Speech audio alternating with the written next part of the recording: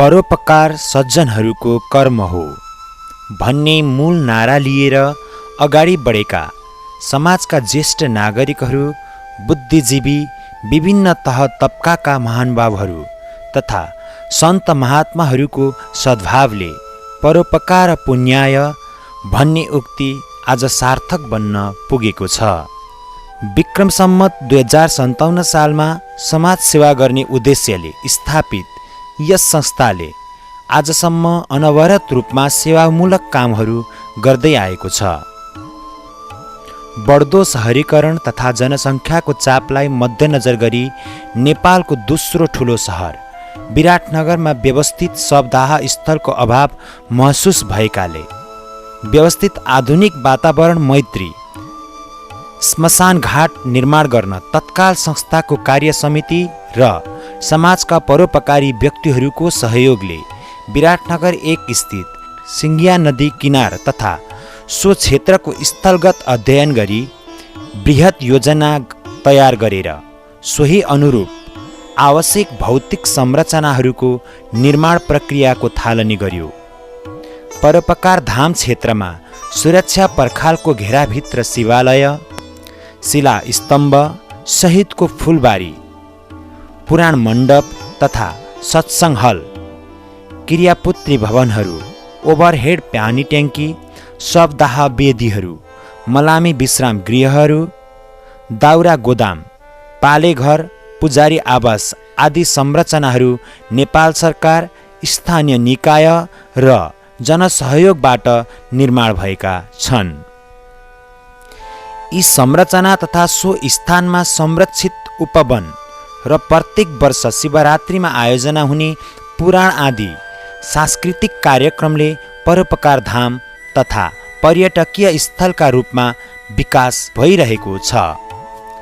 संस्थाको विराटनगर 3 स्थित गोधुली मार्गमा 2 कट्ठा 16 धुर जग्गामा सामुदायिक भवन, करिब 20,000 पुस्तक सहित पुस्तकालय र ज्येष्ठ नागरिक दिवा सेवा भवन निर्माण गरेर जनसमुदायमा समर्पण गरिएको छ। संस्थामा हाल पूर्णकालीन र अल्पकालीन गरी 7 जना जनशक्ति रहेको छ।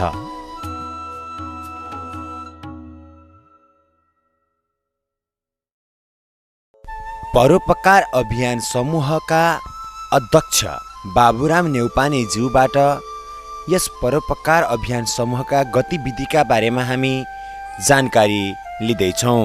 57 सालको आश्विन महिनातिर त्यहाँ चिया दोकानमा हामी बस्थ्यौँ। गोधुली मार्गको वन कार्यालयभन्दा दक्षिण चिया दोकानमा बस्दा बस्दै त्यहाँ चेस एकजनाले चेस खरिद गरेर चेस बोर्ड लिएर आउनुभयो। चेस खेलाइ सुरु भयो। त्यो खेलाइबाट मान्छेहरू निकै जान्ने हुनुहुँदो रहेछ। हामीलाई त्यहाँ थाहा पनि थिएन। उहाँले के भन्नुभयो भने अब यो चेसको चाहिँ हामी जिल्ला स्तरीय कार्यक्रम गरौँ भनेर हामी जिल्ला स्तरीय कार्यक्रमको सोच राखेर यो उसको दीपावलीको छेउछाउमा हामीले त्यो कार्यक्रमहरू गऱ्यौँ। अति राम्रोसँग सम्पन्न भयो। त्यो कति 64 जोडाले चेस खेल्ने भएको थियो। त्यसबाट हामीलाई एउटा प्रेरणा के प्राप्त भयो भने यो समाजमा केही गर्न सकिने रहेछ भन्ने कुरो हामी जस्ता भुइँ मान्छेहरूलाई पनि त्यो प्रेरणा प्राप्त भयो। त्यो प्रेरणाबाट प्रेरित भएर हामीले एउटा चिन्तन के गऱ्यौँ भने एउटा कुनै साझा चौतारी यहाँ बनाऊ, त्यही चौतारीमा भेटघाट गर्ने पनि हुन्छ अनि केही काम गर्न सकिन्छ चिन्तन गरौँला भनेर त्यो अवस्थामा हामीले चिन्तन सुरु गरे हो। त्यहाँबाट यो हाम्रो यो घाटको वास्तवमा अलिकति हामी परिवर्तन पनि भयो। त्यताबाट त्यहाँ कुनै जग्गा जमिन चौतारी त सानो बनायौँ हामीले चित्राको बेरेर अर्काको जमिनमा। अनि त्यसबाट काम गर्दै जाँदाखेरि यो घाटमा आउँदा दुरवस्था थियो कि त्यहाँ दिसा पिसाब जतासुकै हुने त्यो खोलाको छेउमा दिसा पिसाब। यहाँ हामी जहाँ बसेका छौँ त्यो मन्दिर बनेको ठाउँमा यहाँ 7वटा घर थियो यो बस्ती। अनि यहाँ त्यहाँ लास जलाउनु सुरु गऱ्यो भने गाली खाइहाल्यो। कहाँ लानु हो कि लास जलाउनु त अब सधैँको घाटमै आउनु पऱ्यो। त्यो अवस्थाबाट पार हुन सकिन्छ कि भनेर गाउँघरमा सल्लाह गर्दाखेरि सबैले प्रेरणा दिनु सकिन्छ भनेर त्यो तत्कालमा समाजलाई धेरै आवश्यकता परेको चिज रहेछ। त्यस कारणले सबैले त्यसमा प्रोत्साहन दिनुभयो।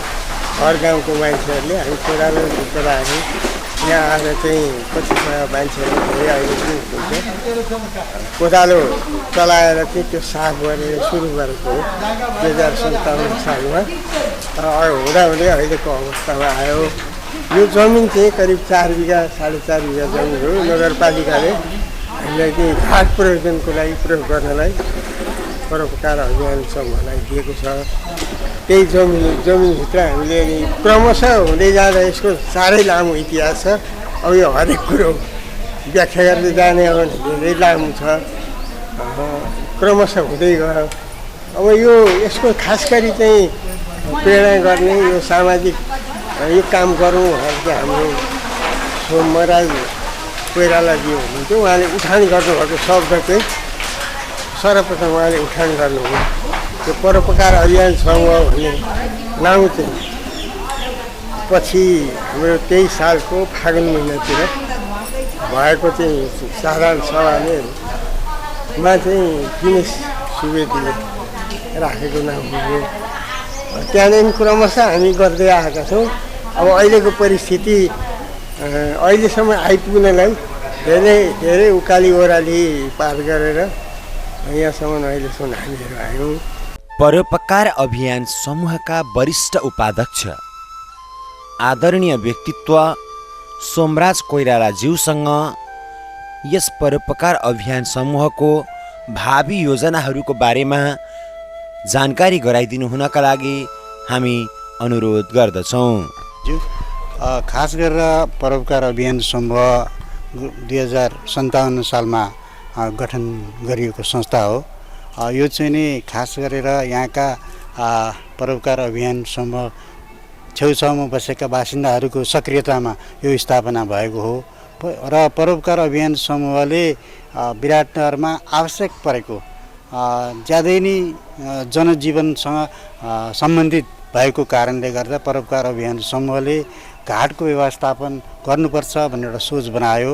त्यो अभियान समूहका सक्रिय सदस्यज्यूहरू कार्यकर्ताहरू अध्यक्षज्यू लगायत सम्पूर्णले चाहिँ नि विराटनगर वार्ड नम्बर 1 मा रहेको पहिले घाटै थियो होइन, त्यसलाई चाहिँ व्यवस्थित रूपमा गर्नुपर्छ भनेर करिब 4 बिघा जग्गालाई चाहिँ घेराबार गरेर यो घाटको व्यवस्था गरो होइन।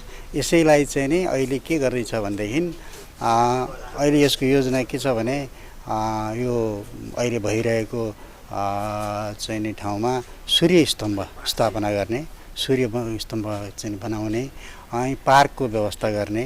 यहाँ चाहिँ नि यो घाटमा चाहिँ नि के भनेदेखि पार्कहरू, सेडहरू बनाउने, दाउरा गोदामहरू बनाउने आदि इत्यादि कामहरू चाहिँ नि यसको भविष्यको योजनाहरू छ, यो गर्ने कार्यक्रम छ। त्यस पछाडि अरू धेरै पनि कुराहरू छन्। अब चाहिँ गर्दै जाँदाखेरि अब अरू कामहरू आउँदै जान्छन्, गर्दै जाने हो। जनताको लागि जे कुरा आवश्यक पर्छ त्यो कुरा चाहिँ परिपूर्ति गर्दै जाने हो। त्यही नै हाम्रो अहिलेको योजना रहन्छ। हाम्रो यस परोपकार अभियान समूहका सल्लाहकार आदरणीय व्यक्तित्व दधिराज सुवेदीज्यूसँग परोपकार धाममा भइरहेका गतिविधिले जनमानसमा कसरी प्रभाव पारिरहेको छ, यस विषयमा हामी केही जानकारीहरू लिँदैछौँ। हामीले विराटनगरमा यो सिङ्या नदीको तटमा यो परोपकार घाट निर्माण गरेपछि बाहिरबाट मानिसहरू हेर्न आए र उनीहरूलाई के प्रभाव पर्यो भने यो संस्थाले गरेको भन्दा राम्रो हामी पनि गर्छौँ अब भनेर यहाँबाट इटरीका मान्छेहरू तातेर त्यहाँ पनि राम्रो घाट बनाए। यहाँबाट पनि तल हाटखोलामा गएर अर्को एक थरीहरूले राम्रोसँग घाट बनाए। त्यसै गरी देशका अन्य क्षेत्रमा पनि घाट चाहिँ विराटनगरको जस्तो बन्नु पर्दछ, वहाँ गरे भने हामीले किन गर्न सक्दैनौँ भन्ने प्रभाव पर्यो र देशभरि घाटको विकास भयो र यो दाह संस्कारको लागि सुविधा प्राप्त भयो। त्यसैले गर्दा हामी के गौरव गर्छौँ भने देशमा घाट जनस्तरबाट घाट निर्माण गर्ने काम चाहिँ पशुपति आर्य घाटभन्दा पछाडि विराटनगरमा परोपकार अभियान समूहले गरेर देखायो भन्ने कुरामा हामी गौरव गर्छौँ। तसर्थ यो परोपकार अभियान समूह भनेको एउटा सामाजिक संस्था हो। यसले जे गर्छ गुणात्मक काम गर्छ र यसले गरेका कुराहरूलाई समाजले र आजको वातावरणले अनुसरण गरिरहेको छ। यस मानेमा हामी गौरवको अनुभूति गर्दछौँ। परोपकार अभियान समूहकी सचिव उर्मिला सुवेदीज्यूसँग हामी यहाँ परोपकार धाममा रहेको क्रियापुत्री भवन को बारेमा केही जानकारीहरू लिँदैछौँ। यो क्रियापुत्री भवनमा कतिवटा कोठा रहेका छन् र यहाँ क्रियापुत्री बस्ने भक्त महानुभावहरूले जो क्रियापुत्री बस्नुहुन्छ उहाँहरूले कस्तो कस्तो सेवा सुविधाहरू पाउँछन् भन्ने खालको विषयमा हजुरले केही जानकारी गराइदिनु हुनेछ। यो हाम्रो क्रियापुत्री भवन तेस्रो तलाको हो। तल्लो तलामा 4वटा कोठाहरू छन्, दोस्रो तलामा पनि 4वटा छन् र तेस्रोमा पनि 4वटा छन्। हाम्रो यहाँ कस्तो हुन्छ भने असहाय र क्रिया गर्न नसक्नेहरूलाई हामीले निःशुल्क पनि हामीले यहाँ गरेका छौँ र सक्नेहरूले जति उहाँहरूले दिनुहुन्छ त्यति हामीले सेवा शुल्क पनि लिएका छौँ र यसमा क्रिया गर्नहरू जो आउनुहुन्छ उहाँहरूलाई हामीले सुविधा सम्पन्न नै गरेका छौँ भन्ने हामीलाई लागेको छ। टोयलेट बाथरुम एटेच छ। अहिले अब हाम्रो यो चालु नै छ। तेस्रो फ्ल्याटमा हिजो अस्ति मात्रै क्रिया गरेर निस्केर हिँडिसक्नु भयो। दोस्रो फ्ल्याटमा अहिले त्यो हाम्रो पाले घर रङ लगाउने क्रममा छ। त्यो रङ लगाउँदा उहाँहरू अहिले बस्नु भएको छ अहिले यहाँ चाहिँ। र तेस्रो फ्ल्याटमा अहिले हाम्रो बराह पुराण चलिरहेको छ ग्राउन्ड फ्लोरमा। त्यसमा चाहिँ अहिले हामीले भान्सा चलाएका छौँ। त्यसरी हाम्रो यहाँ चलिरहेको छ। यस परोपकार धाममा रहेको घाट व्यवस्थापन समितिका संयोजक रमेश चापागाईज्यूसँग हामी केही जानकारी लिँदैछौँ। धन्यवाद। हाम्रो यो परोपकार अभियान समूहले आजभन्दा 20 वर्ष पहिलेदेखिको अवधारणा अनुसार यस ठाउँमा हामीले एउटा घाट विराटनगर महानगरपालिकामा एउटा घाट सञ्चालन ल्याएका छौँ, जुन घाट अहिले यहाँहरू आएर अवलोकन गर्दै गरेको मैले बुझेको छु। यस घाटमा हामीले विराटनगर महानगरपालिका विभिन्न समूहहरूलाई समेट्ने गरी समूहका जनजातिहरू समेट्ने गरी चाहिँ दाह संस्कार गर्ने विधि गरेका छौँ। हरेक विधिहरूको स्थापना गरेका छौँ। साथसाथै हामीले यहाँ शिवजीको मन्दिर पनि स्थापना गरेका छौँ। यहाँ नाग देवताको पनि मन्दिर स्थापना गरिएको छ र यो नाग देवता मन्दिरमा हामीले हरेक वर्ष नागपञ्चमीको दिन यहाँ नाग पूजा पनि गर्ने गर्दछौँ र यहाँ वार्षिक रूपमा हामीले महाशिवरात्रिको दिन साङ्गे समापन हुने गरी पुराण लगाएर पितृ उद्धारको लागि त्यो पुराण लगाउने कार्य पनि गरिआएका छौँ र यहाँ व्यवस्थापनको सन्दर्भमा हामी मलामी यहाँ आउँदाखेरि बस्ने ठाउँ पनि बनाएका छौँ। यहाँ त्यसको व्यवस्थापन गरिसकेका छौँ, अझै हुँदै पनि छ र यहाँ दाउरा व्यवस्थापन पूर्ण रूपमा यहीँ छ। यहाँ कुनै पनि अभाव छैन। हामीलाई क्रियापुत्री भवन पनि यहीँ छ, दाउरा व्यवस्थापन पनि यहीँ छ, मलामीलाई बस्ने ठाउँ पनि व्यवस्थित छ, मन्दिर पनि छ, पूजापाठ गर्ने व्यवस्था पनि छ, सबै कुरो घाटमा छ। हामीले सक्तो गरिरहेका छौँ र अझै पनि हामी यस क्रममा लागिरहेका छौँ। आगामी दिनमा हामी निकै नै राम्रो उदाहरणीय एकदम पूर्व क्षेत्रकै उत्कृष्ट घाट बनाउने उद्देश्यका साथ अघि बढेका छौँ र हामी त्यतिखेर फेरि यहाँहरूलाई बोलाएर हामी देखाउनेछौँ। हाम्रो यो घाटमा सब लिएर आउँदा दाह संस्कार गर्दा कुनै शुल्क लिने या निःशुल्क गर्ने घाट व्यवस्थापनको लागि केही रकमहरू जम्मा गर्नुपर्छ भन्ने छ या छैन? छ। घाट त यस्तो हुँदो रहेछ, दाउरा बाहिरबाट लिएर आउनुपर्छ, दाउरा किनेर ल्याउनुपर्छ र दाउरा किनेर ल्याएको दाउरा हामी केही सहुलियतमा त बन्द गरेर पाउँछौँ, तर केही सहुलियतमा पाए पनि अब हामीले त्यो त आफूलाई लागेको चिज त व्यवस्थापन सहयोग गरिदिने हो, सुविधा प्रदान गरिदिने हो र नाफामुखी नभइकन सेवामुखी भावले हामीले दाउरा वितरण गर्छौँ। जे मूल्यमा हामीले ल्याएको हुन्छ त्यही मूल्यमा हामीले दाउरा दिने गर्दछौँ। यहाँ हामीले दाउरामा एउटा नोमिनल चार्ज राखेका छौँ। हामीले 5,000 रुपियाँ सेवा शुल्क सहित 5,000 रुपियाँ एउटा दाह संस्कार गर्दा लगभग त्यति पर्न आउँछ। परोपकार अभियान संस्था की सक्रिय सदस्य सक्रिय कार्य समिति सदस्य, त्यस्तै गरेर परोपकार धाम सांस्कृतिक समूहकी सक्रिय सदस्य बिनु सापकोटा ज्यूसँग अहिले भइरहेको यो बराह पुराण, त्यस्तै गरेर अन्य गतिविधि सांस्कृतिक कार्यक्रमहरू अब आगामी दिनमा कस्ता हुनेछन् र अहिलेसम्म कस्ता कस्ता सांस्कृतिक कार्यक्रमहरू भए, यसबाट भक्तजनहरूले कति सहज ढङ्गले सेवा सुविधाहरू पाए र भक्तजनमा परेको प्रभावको बारेमा केही जानकारीहरू गराइदिनुहुनेछ। परोपकार अभियान समूहले सांस्कृतिक कार्यक्रमहरू विभिन्न गतिविधिका साथ गरिरहेको छ। वर्षमा 4-5वटा कार्यक्रमहरू हुन्छ। जस्तै हामीले ज्येष्ठ नागरिक सेवा चलाएका छौँ, दिव्य सेवा। त्यहाँ चाहिँ उहाँहरूलाई नास्ता खाजाको व्यवस्था पनि गरिएको छ। साथसाथै पुराण, अहिले लागिरहेको यो पुराण चाहिँ हाम्रो 15औं पुराण पर्दछ। पितृ उद्धारको लागि यो घाटमा हामीले वर्षै पछि पुराण लगाउने गरेका छौँ।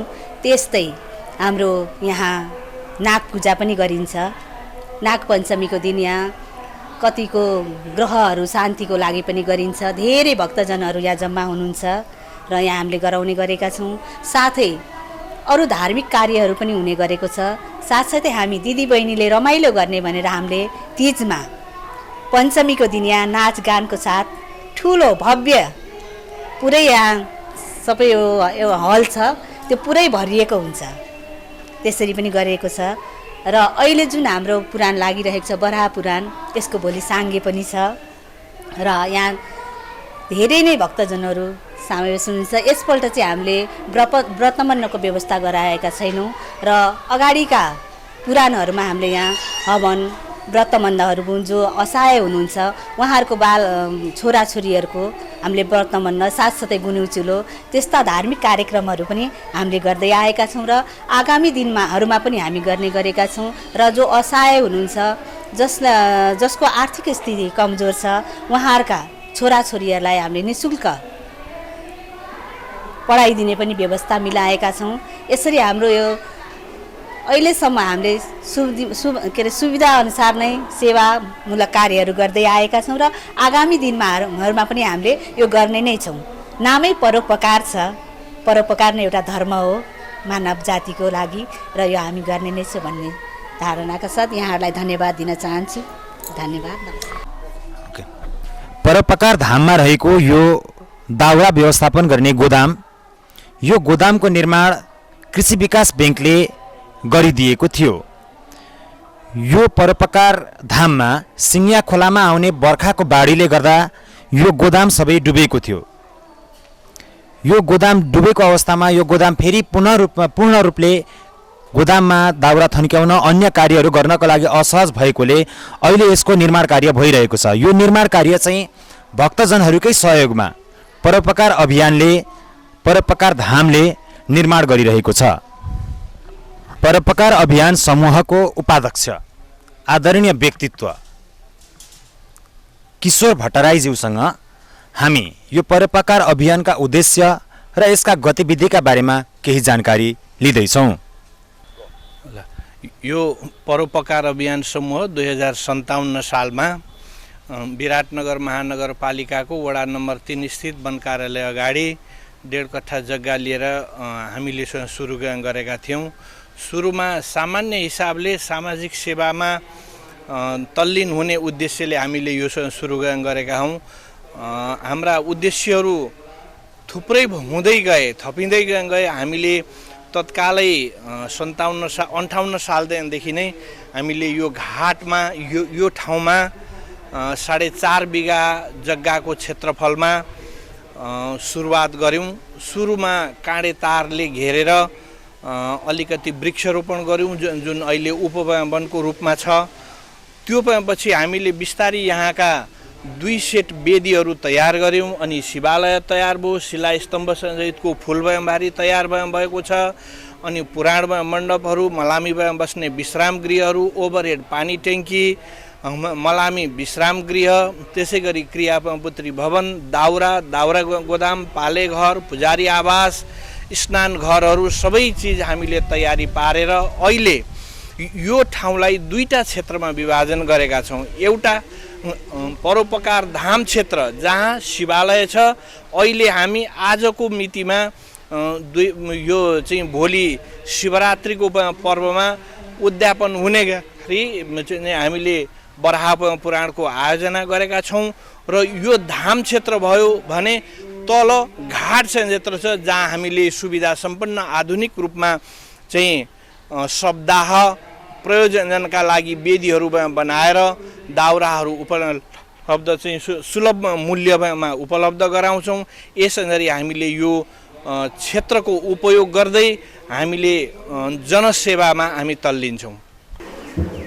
परमंगलमय परात्पर अखिलेश्वर कारण करुणा वरुणालय भक्तवांशा कल्पतरु तड़िद्वितीय विनिंदित पीतवस्त्रधारी श्रीमन्नारायण प्रभु को प्रतिमूर्ति श्रीमद् वराह महापुराण। श्री वराह महापुराण का पवित्रतम कथालाई श्रवण गर्नको लागि उपस्थित हुनुभएका सम्पूर्ण देवगणहरू, पितृगणहरू, भूतगणहरू, गन्धर्वगणहरू तथा प्रत्यक्ष रूपमा सहभागी हुनुभएका सम्पूर्ण श्रद्धामय शक्ति स्वरूपमा मातृ चरणारविन्द एवं विद्वान महापुरुषहरू, यो बडा आनन्दको विषय छ। परोपकार अभियान समूह विराटनगर, जसको परिचय आफ्नो कामले गर्दा स्वयं आफ्नो परिचय प्रस्तुत गरिरहेको छ, जसले विराटनगरवासीले मात्रै नभएर विराटनगर भन्दा बाहिरकाले पनि एउटा त्यस्तो पवित्रतम संस्थाको नाम लिनु पर्दा अनेकौं संस्थाको क्रममा परोपकारको नाम पनि जोडिन पुग्छ। यो संस्थाद्वारा प्रति वर्ष शिवरात्रिको पावन समय पारेर कुनै न कुनै ढङ्गबाट पुराणको आयोजना भइरहेको छ र यसपल्ट वराह पुराण देशकाल परिस्थितिलाई हेर्दै जे जस्तो हिसाबबाट सकिन्छ वराह पुराणको पाठ गर्ने गराउने भनेर जो परोपकार अभियान विराटनगरका कार्य समितिले निर्णय गर्यो, जसको फलस्वरूप यो ठाउँमा वराह पुराणका पवित्रतम पाठहरू हाम्रा श्रद्धेय गुरु श्याम पौडेलबाट सम्पन्न भइरहेको छ र म पनि यहाँकै त्यो जुन सद्भावना जागृत भयो वराह पुराण श्रवण गर्ने भनेर र सारांश केही कथाहरू सुनाइदिनको लागि मलाई यहाँ निमन्त्रणा दिनुभयो, बोलाउनु भयो। फलस्वरूप मैले पनि आएर यहाँहरूको अगाडि अब केही कथाहरू सुनाउन पाइरहेको छु। यसको लागि यो कार्यक्रमलाई आयोजना गर्नुहुने, यो कार्यक्रममा कुनै पनि तरिकाबाट सहयोग पुर्याउनु हुने, बाहिर बसेर या प्रत्यक्ष रूपमा यहाँनिर आएर सहयोग पुर्याउनु हुने, जसले जहाँबाट जुन तरिकाबाट पनि यो पुराणलाई सम्पन्न गराउँदै हुनुहुन्छ, समिति लगायत सबैलाई म वराह पुराण समूह वराह क्षेत्रको तर्फबाट अन्तर हृदयबाट हामी धन्यवाद पनि भन्दछौँ, साधुवाद पनि दिन्छौँ। व्यासपीठबाट शास्त्रले भन्छ कि सुतधारा और लक्ष्मी पापी को भी होय, संत समागम और हरि कथा तुलसी दुर्लभ दो। संसारमा धन सम्पत्ति पत्नी पुत्र परिवार भन्ने कुरा धार्मिक व्यक्तिकोमा मात्रै हुँदैन, पापीकोमा पनि हुन्छ, सज्जनकोमा मात्र हुँदैन, मूर्खकोमा पनि हुन्छ। सबै किसिमका ती सबै कुराहरू भनेको संसारमा सबै किसिमका व्यक्तिहरूसँग भइ नै रहेको हुन्छ। तर संत समागम और हरि कथा, सन्तको आगमन या सन्तको दर्शन र हरिको कथा त्यो घरमा मात्रै हुन्छ, त्यो मनमा मात्रै हुन्छ जसमाथि राम कृपा परमात्माले भगवानले कृपा गर्नुभएको हुन्छ। आज यो माध्यमबाट जो हरि चर्चा परिचर्चा हुँदैछ, यो भगवानको कृपा भएपछि चर्चा परिचर्चा भएको। यहाँ अघि नै हाम्रो किशोर दाइले भन्दै हुनुहुन्थ्यो, पहिला हामी भव्य गर्थ्यौँ, अब यसपल्ट चाहिँ पोहोर देखिन्छ कोरोना भएको हुनाले गर्दा हामीले खासै कसैलाई पनि खबर गरिनौँ। जे जति थाहा पाउनुहुन्छ आउनुहुन्छ, त्यही हिसाबले चल्दैछ, यसपल्ट पनि त्यस्तै हो भनेर उहाँले भन्नुभयो। मलाई के लाग्यो भने उहाँले बोल्दा बोल्दै कसैलाई खबर नगर्दा त यत्रा सयौँजना यहाँनिर हाम्रा आमा बुवा दाजुभाइ दिदीबहिनीहरू हुनुहुन्छ, झन् हल्लै गर्दा त सायद कति मान्छे हुन्थ्यो होला नि त, भन्नुहोस् त। तर यो एउटा जुन यस्ता संस्थाहरूले धार्मिक रूपमा पनि व्यक्तिलाई सबल पार्नको निम्ति जो कार्यहरू गर्छ, यस्ता कार्यहरू भइ नै रहनु पर्दछ। धर्मले केवल यो नसम्झौँ कि हामीले यहाँ पूजा गऱ्यौँ भने, यहाँ यस्ता कार्यक्रमहरूमा केही दानादि कर्म गऱ्यौँ भने त्यसबाट हामीलाई पुण्य मिल्छ, मरेपछि स्वर्गमा कतै कुनै कोठा हामीलाई पाइएला, त्यो आफ्नो ठाउँमा छोडिदिउँ। सत्सङ्गमा बसेर हामीले सत्सङ्गको माध्यमबाट आफूले आफूलाई चिन्ने पनि प्रयत्न गर्नुपर्छ। अनि आफूले आफूलाई समाजप्रतिको कर्तव्य के हो, घरप्रतिको कर्तव्य के हो, मैले मनुष्य जीवन प्राप्त गरेपछि गर्न हुने र नहुने कुरा के रहेछन्, यी सबै कुरालाई पनि बुझेर कर्तव्यनिष्ठ हामीले हुन सिक्नु पर्दछ। पुराणमा अनेक प्रकारका कथाहरू छन्, चाहे बारा पुराण सुन्नुहोस्, चाहे भागवत सुन्नुहोस्, चाहे रामायण सुन्नुहोस्, चाहे शिव पुराण सुन्नुहोस्, चाहे 18 पुराण छन्, त्यस्तै उपपुराणहरू छन्, उपनिषदहरू छन्। त्यो सबै कुराले हामीलाई एउटै कुरा अन्तिम आशा के भन्छ भने, तिमीले आफूलाई जुन दिन चिनिसक्छौ त्यो दिन तिमीले संसारलाई चिनिसकेका हुन्छौ भनेर। त पुराणले हामीलाई आफूले आफूलाई चिनाउने कामको निम्ति ज्ञान दिइरहेको हुन्छ। र बराह पुराण जो 18 पुराणहरू छन्, 18 महापुराण छन्, व्यास ऋषिले लेख्नु भएको, तिनीहरूमा एउटा महत्त्वपूर्ण पुराण हो। र बराह पुराणमा 24,000 श्लोक छ बराह पुराणमा, तर अहिले 24,000 श्लोकको बराह पुराण पाइँदैन। प्रयत्न गरेर हामी त बाराह क्षेत्रको बासिन्दा मात्रै नभएर बाराह भगवानको पुजारी परम्परादेखि नै र अहिले पनि, र हामीले प्रयत्न गरेर पनि 24,000 श्लोकको बराह पुराण अहिलेसम्म फेला पार्न सकेका छैनौँ। अहिले जो उपलब्ध छ 6,000 श्लोकको बराह पुराण उपलब्ध छ, र त्यो भित्र पनि धेरै सुन्दर सुन्दर कथाहरू छन्। बराह पुराणले हामीलाई, जहाँ भगवान बराहले पृथ्वीको उद्धार गर्नुभयो, जुन कथालाई हाम्रो श्रद्धेय गुरुले श्याम गुरुले प्रतिदिन यहाँ तपाईँहरूलाई सुनाउनु भएको छ। पृथ्वीको उद्धार गरिसकेपछि स्वयं पृथ्वी माताले बराह भगवानसँग सोध्नुभयो, हे प्रभु, हे परमात्मा, हे नारायण, हजुरले मेरो उद्धार गर्नुभयो, अब मलाई त्यस्ता सुन्दरतम ज्ञान दिनुहोस् जुन ज्ञानले पछि मेरा छातीमा उत्पन्न हुने मानवहरू पनि कृत्य हुन्, उनीहरूको जीवन पनि सार्थक बनोस् भनेपछि बराह भगवानले अनेकौं ढङ्गबाट त्यहाँनिर कथा सुनाउनु भयो। अब व्यावहारिक रूपमा जस्तो बराह पुराणमा हामी हरेकजना मन्दिरमा दर्शन गर्न जान्छौँ, या घरमै भए पनि पूजा कोठामा गएर हामी ढोग्छौँ।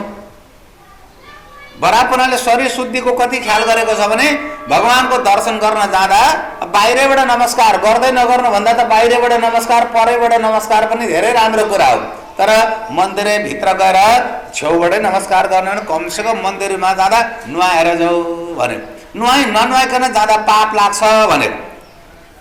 अब त्यसले हामीलाई मन्दिरमा जानु छ भने नुहाएर जानुपर्छ, शुद्ध बनेर जानुपर्छ भन्ने बित्तिकै के भयो, नुहाउने बित्तिकै हाम्रो शरीरको मैलो पखाल्यो, फाइदा भयो। बराह पुराणले के भन्नुहुन्छ भगवान बाराह पृथ्वीलाई भने, हे पृथ्वी, मेरो मन्दिरमा दर्शन गर्न आउँदा दाँत नमाजिकन कोही पनि नआओ, दाँत नगरिकन।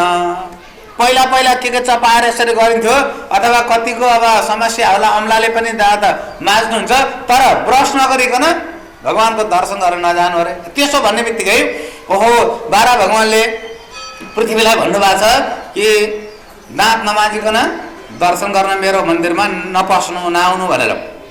त्यो भन्ने बित्तिकै घरको पूजा कोठामा पनि दर्शन गर्न जानुभन्दा अगाडि या भगवानको पूजा गर्न जानुभन्दा अगाडि दाँत माझ्नुपर्छ भन्ने कुरो थाहा पायो। दाँत माझ्दा फाइदा कसलाई? भगवानलाई कि आफूलाई? आफैलाई फाइदा। कति फाइदा भयो त्यहाँनिर।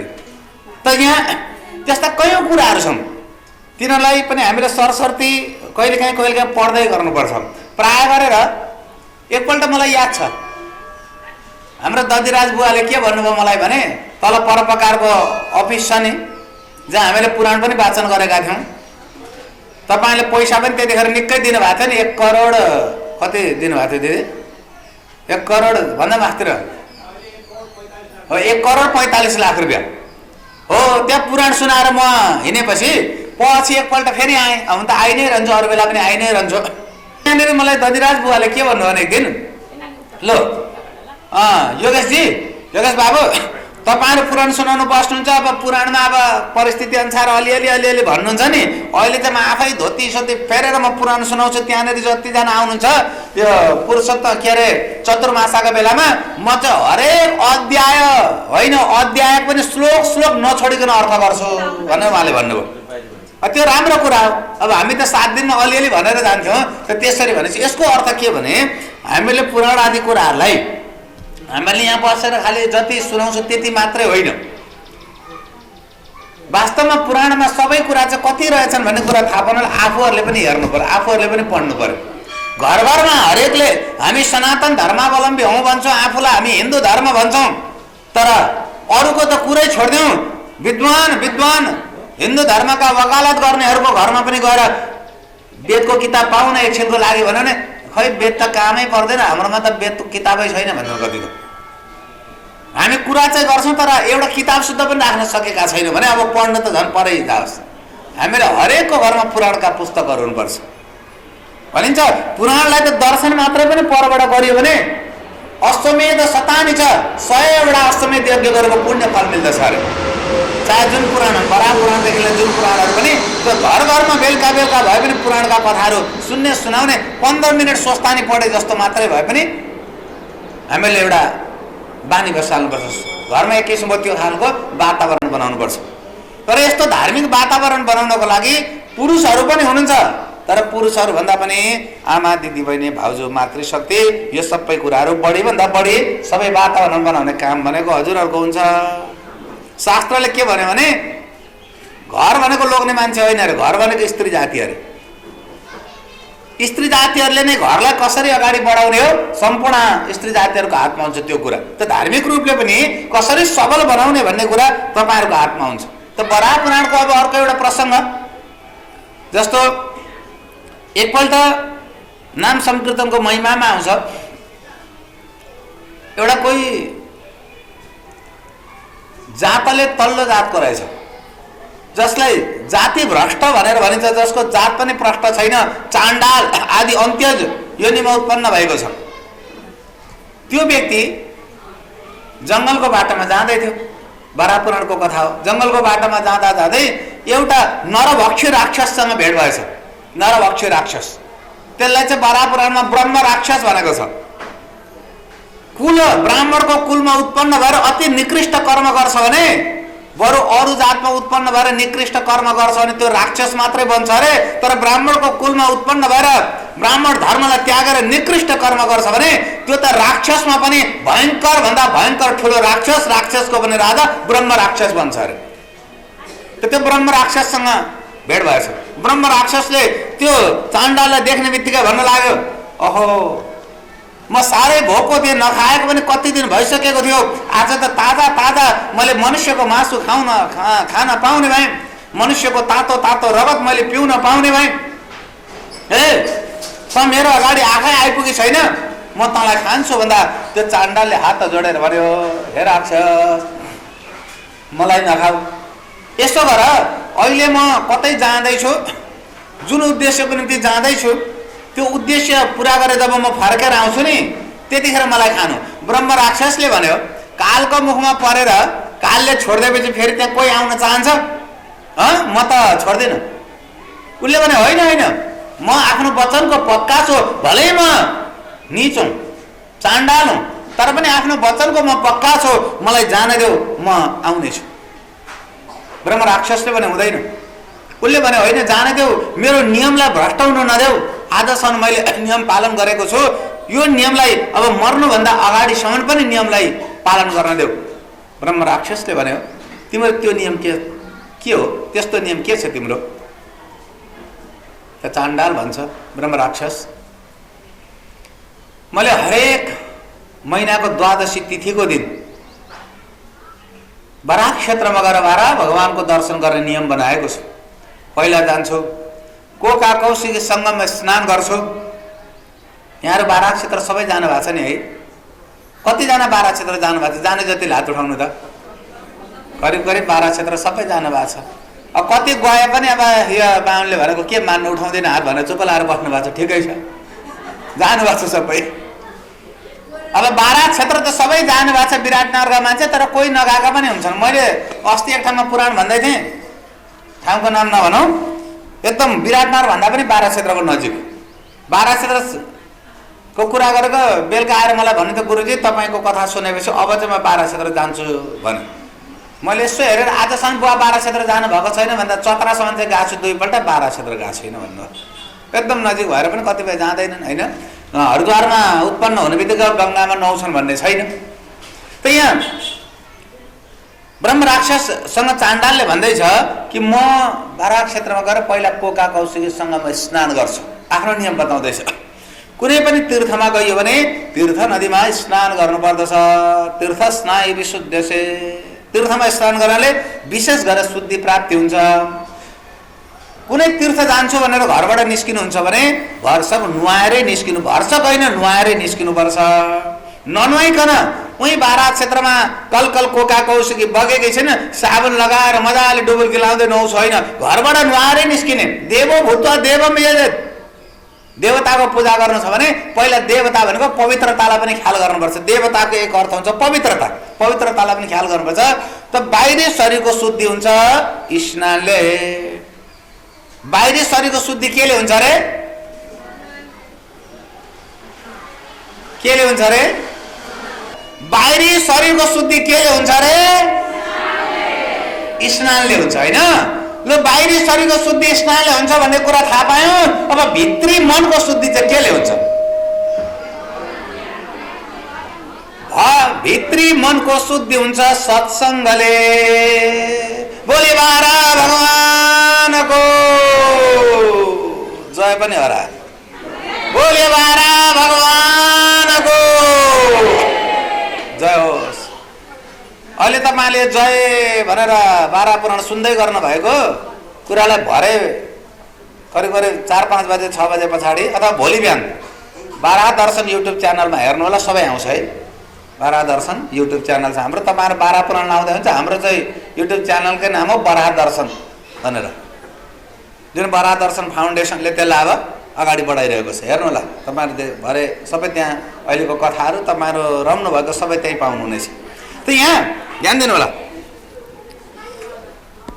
त कुनै पनि तीर्थमा गइन्छ भने स्नान गर्नुपर्दछ। घरको स्नान र तीर्थको स्नानमा धेरै अन्तर छ।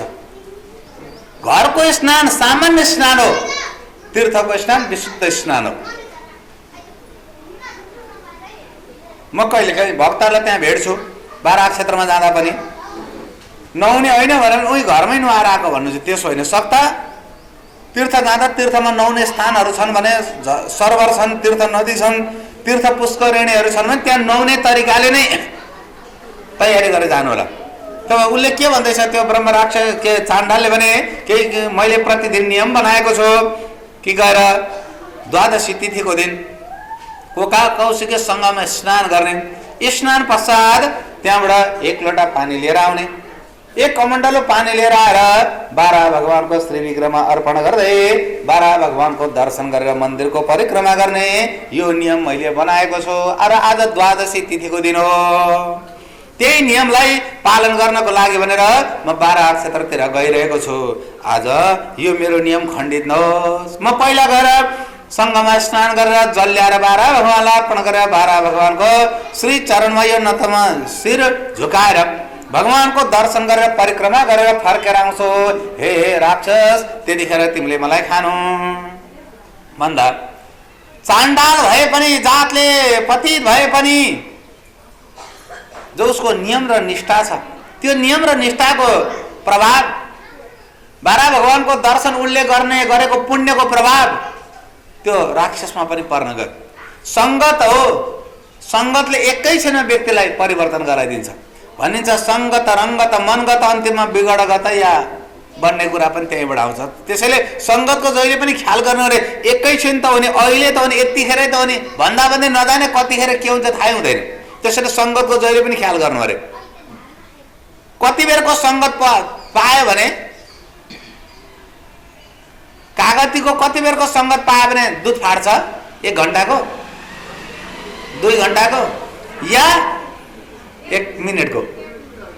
1 मिनटको सङ्गत पाउने बित्तिकै कागती फाटिगयो नि होइन? हो त्यस्तै हो। त्यसैले सङ्गतको जहिले पनि ख्याल गर्नु अरे। कोइला खानीमा गइयो भने जतिसुकै कालो नलागोस् भन्दै पनि कहीँ कालो नलाग्यो भने चप्पल मुनि मात्रै भए पनि कालो त लागि नै हाल्छ। त्यसैले सङ्गतको जहिले पनि ख्याल गर्नु अरे। कि गगन चढाई राज पवन प्रसङ्ग कि चाहिँ मिलाई नीच जलसङ्ग राम सिया राम जय जय राम राम सिया राम जय जय राम राम सिया राम जय जय राम राम सिया राम जय जय राम सिया राम जय जय राम। त यहाँ सङ्गतको प्रभाव पर्न गयो त्यो राक्षसमाथि। उसले भन्न लाग्यो ठिकै छ, म तिमीलाई अहिले तिम्रो नियम निष्ठा पालन गर्नको निम्ति दिन्छु, तर नबिर्सिनु तिमी फर्केर फेरि मेरो मुखमा आउनुपर्छ। चाण्डालले भने हुन्छ, म अवश्य आउनेछु। ब्रह्म राक्षससँग बिदा लिएर चाण्डाल गयो, बाराक क्षेत्र पुग्यो।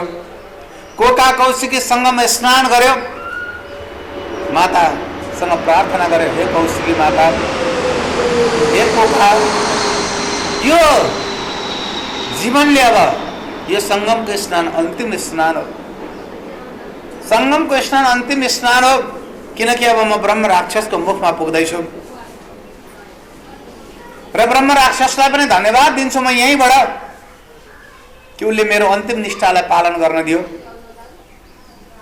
यसरी कोका कौशिकी सङ्गममा गएर माताको रूपले प्रार्थना गर्यो, जल लिएर आयो, भगवान बाराहलाई जल अर्पण गर्यो। जलधारा प्रिय त शिव हुनुहुन्छ, तर भगवान विष्णुको मन्दिरमा, भगवान विष्णुको मूर्तिमा बराह भगवानको स्त्री विग्रह, बराह क्षेत्रमा बस्नुभएको बराह भगवान जलधारा प्रिय गरेर बस्नुहुन्छ। कोकाको जल अति प्रिय छ बराह भगवानलाई। यहाँ र बराह क्षेत्र जानु भएको छ, कोकाको जल सङ्गममा स्नान कतिले गर्नु भएको छ, कतिले गर्नु भएको छैन। गर्नुहोला सङ्गममा गएर स्नान। अनि बराह क्षेत्रमा जाँदा बराह भगवानलाई चढाउनको लागि सबैभन्दा प्रिय वस्तु भनेको कोका र कौशिकी सङ्गमको जल हो। त्यो जल ल्याएर बराह भगवानको श्री चरणमा अर्पण गर्नुहोला।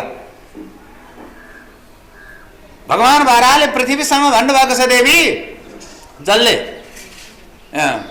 कोकाको जल ल्याएर मेरो श्री विग्रहमा, मेरो मूर्तिमा अर्पण गर्दछ भने त्यो व्यक्तिले मृत्युको बेलामा मलाई सम्झिन सकेन भने पनि कोकाको जल चढाएको पुण्यले गर्दा म उसलाई सम्झेर आफ्नो धान दिन्छु भनेर। त्यो कोकाको जल, सङ्गमको जल ल्याएर बराह भगवानलाई जसले पनि अर्पण गर्दछ भने उनीहरूले कहिले पनि नरक आदि लोकमा जानु पर्दैन। मृत्युको बेलामा उसले सम्झोस् या नसम्झोस्, त्यो पुण्यलाई स्मरण गरेर स्वयं भगवानले सम्झेर उसलाई आफ्नो धाम दिनुहुन्छ। त्यो बराह क्षेत्र जानेले सङ्गममा गएर स्नान अनिवार्य गर्नुहोला, जल ल्याएर बराह भगवानलाई अर्पण गर्नुहोला। त्यो चाण्डालले बराह भगवानलाई अर्पण गर्यो, स्तुति गर्छ, प्रभु जितम जितम ते जित यज्ञ भावन त्रयम तनुषाम परिदन्वते नम यद्रोम कर्ते स्निलरध्वर तस्मै नमः कारण सुकरायते। बराह भगवानको बडा सुन्दर ढङ्गबाट प्रार्थना गरे उसले। कोका कोशी सङ्गमा बराह क्षेत्र धाम यज्ञ बराह भगवान लैजाऊ तिम्रो धाम। त्यो चाण्डालले भगवानको स्तुति गर्यो, भगवान हजुरको यो अन्तिम दर्शन हो मेरो लागि। हजुर ध्रुव सत्य हुनुहुन्छ, तर म असत्य हुँ। आज म यहाँबाट दर्शन गरेर गएपछि फेरि अर्को द्वादशी आउँदैन प्रभु मेरो लागि, अर्को द्वादशी आउँदैन। साँच्चै कतिपय ठाउँमा पुगेपछि फेरि आउँदैन। आज हामी यस्तो ठाउँमा बसेका छौँ नि यो घाटामा, उता चितामा चढेपछि फेरि आइन्छ, चितामा चढेपछि आइँदैन। सत्य यही हो। बुवा आमाले नजन्माएको भए हामी जन्मिन्न थियौँ, जन्माएपछि जन्म्यौँ हामी। तर जन्मेपछि अरू कुरा होस् नहोस् एउटा कुरा हुन्छ, के हुन्छ? अन्तिममा परोपकार घाटमा आइन्छ। परोपकार घाट भनेको मसान घाट होइन? त्यति राम्रो छ, कति राम्रो छ हेर्नुहोस् त परोपकार घाट। अनि यो परोपकार घाटमा भोलि हामी पनि मर्यौँ भने जलाउन ल्याउने ठाउँ, पोल्न ल्याउने ठाउँ। त यो ठाउँको लागि हामीहरूले अलिअलि चाहिँ गरिरहनुपर्छ। यो ठाउँमा अलिअलि गऱ्यौँ भने म त भन्छु भरसक्ने सक्नेहरूले धन हुनेहरूले र त्यस्ता व्यक्तिहरूसँग खुब धन दिनुहोस्, भगवान्ले खुब कृपा गर्नुहोस्। त्यस्ता व्यक्ति अरबौँ खर्बौँपति बनुन् जसले धर्मको निम्ति लगानी पनि गर्छ, समाजको निम्ति लगानी पनि गर्छ, राष्ट्रको निम्ति लगानी पनि गर्छ। त्यस्ता व्यक्तिहरू पनि पैदा हुन्।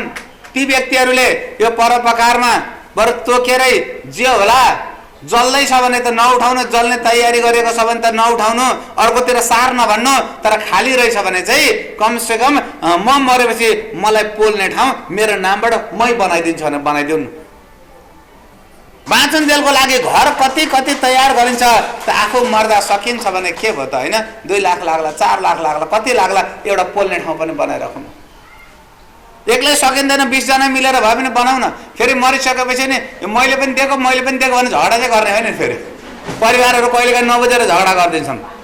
अरू ठाउँमा त त्यस्तै उस्तै, कहिलेकाहीँ घाटामा पनि झगडा हुन्छ, विचित्र लाग्छ।